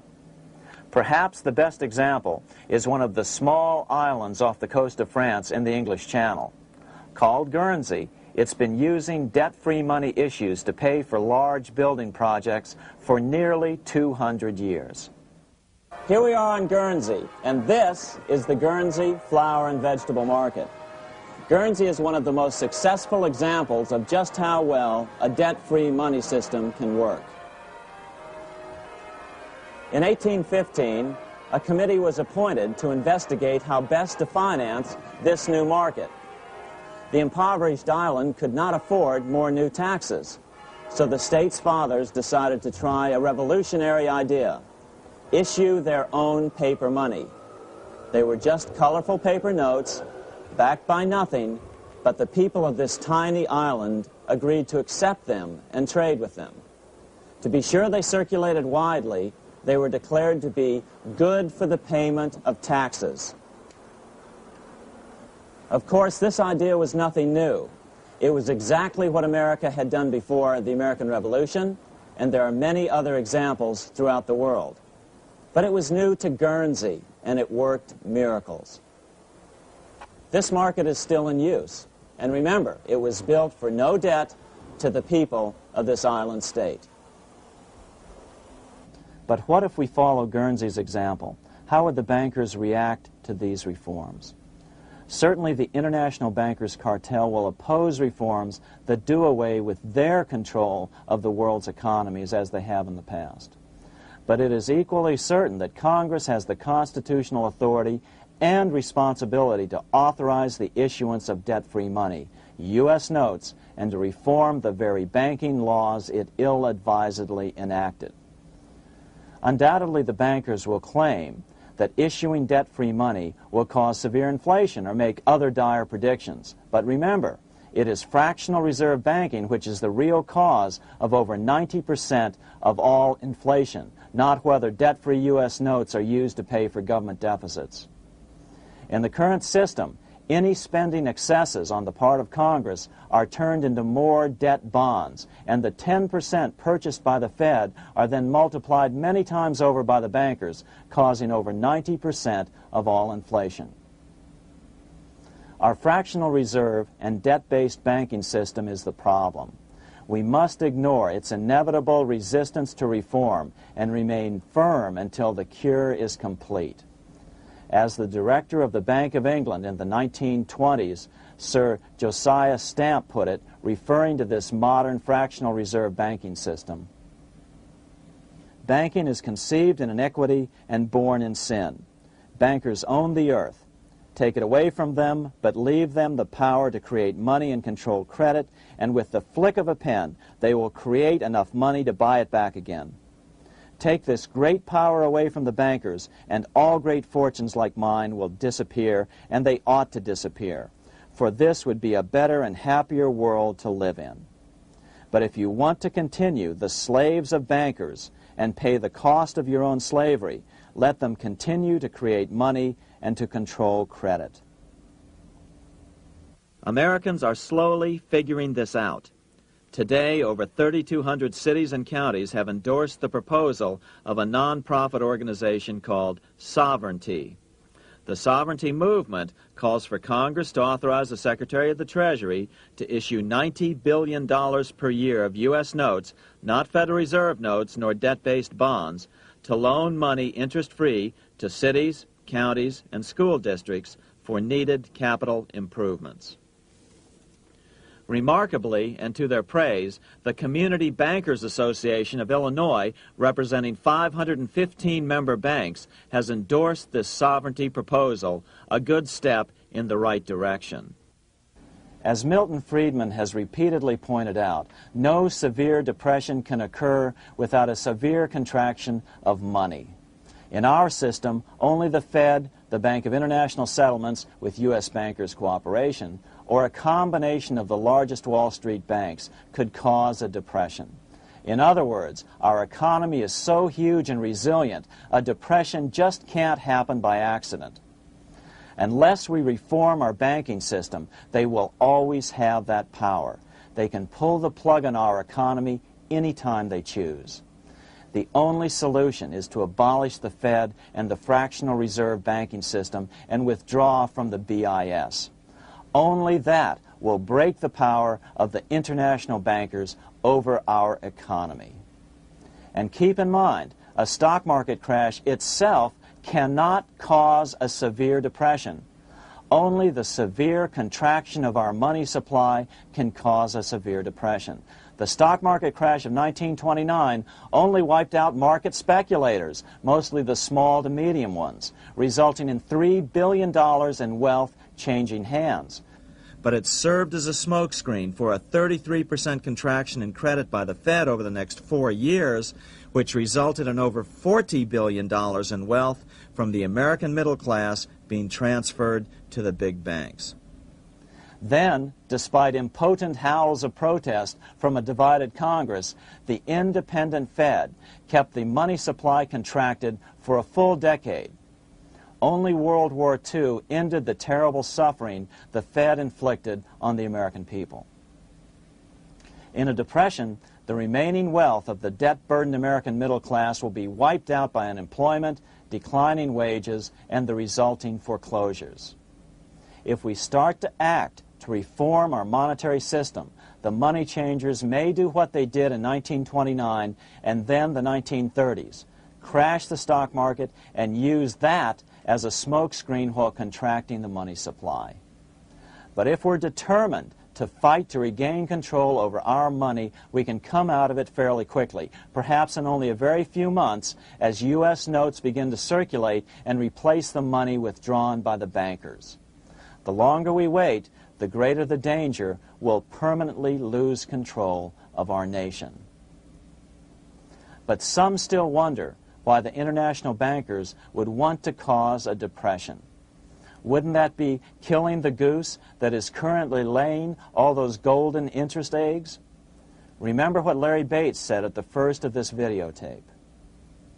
You see, in periods of economic upheaval, in economic crisis, wealth is not destroyed. It is merely transferred. Do we have any hints as to what the money changers have in store for us? Here's what David Rockefeller, the chairman of Chase Manhattan Bank, the largest Wall Street bank, had to say. We are on the verge of a global transformation. All we need is the right major crisis and the nation will accept the New World Order. So, crisis is needed to fulfill their plans quickly. The only question is when the crisis will occur. Fortunately, we probably have a little time. It's unlikely that this crisis will occur before the 1996 elections, but after that, the danger begins rising. But whether or not they decide to cause a crash or a depression through relentless increases in taxes and the loss of hundreds of thousands of jobs being sent overseas thanks to trade agreements such as GATT and NAFTA, the American middle class is an endangered species. Cheaper labor, including slave labor in Red China, which Harry Wu has heroically documented, is being used to compete with American labor. In other words, money is being consolidated in fewer and fewer hands as never before in the history of this nation or the world.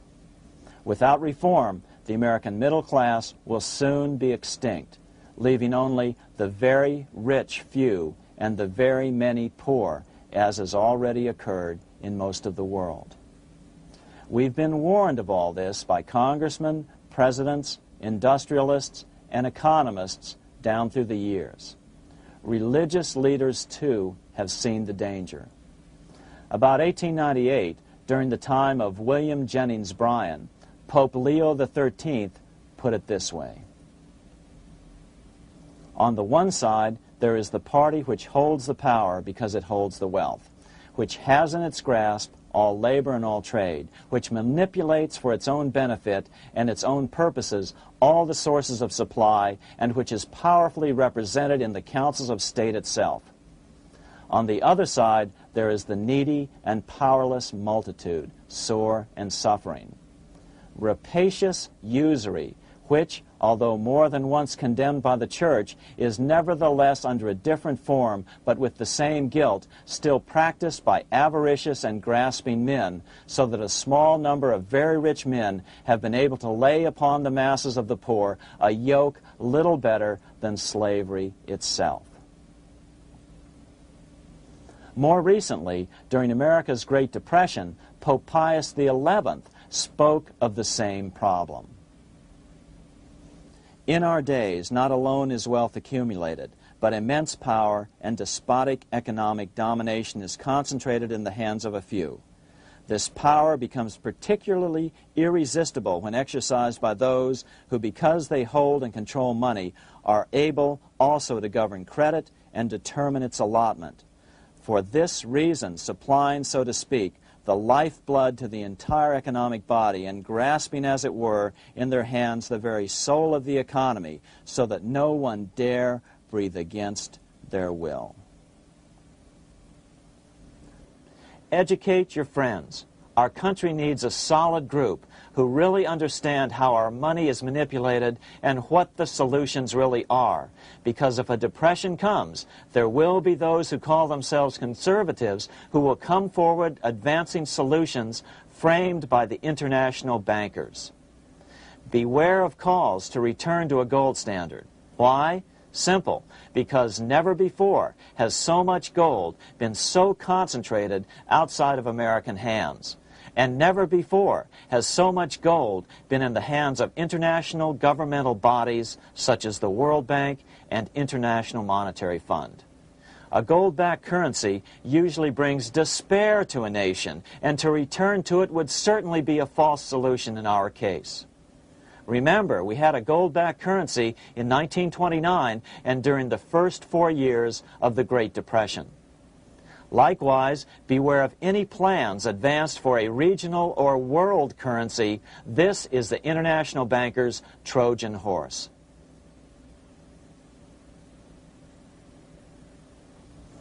Educate your member of Congress. It only takes a few persuasive members to make the others pay attention. Most congressmen just don't understand the system. Some understand it, but are so influenced by bank PAC contributions that they ignore it, not realizing the gravity of their neglect.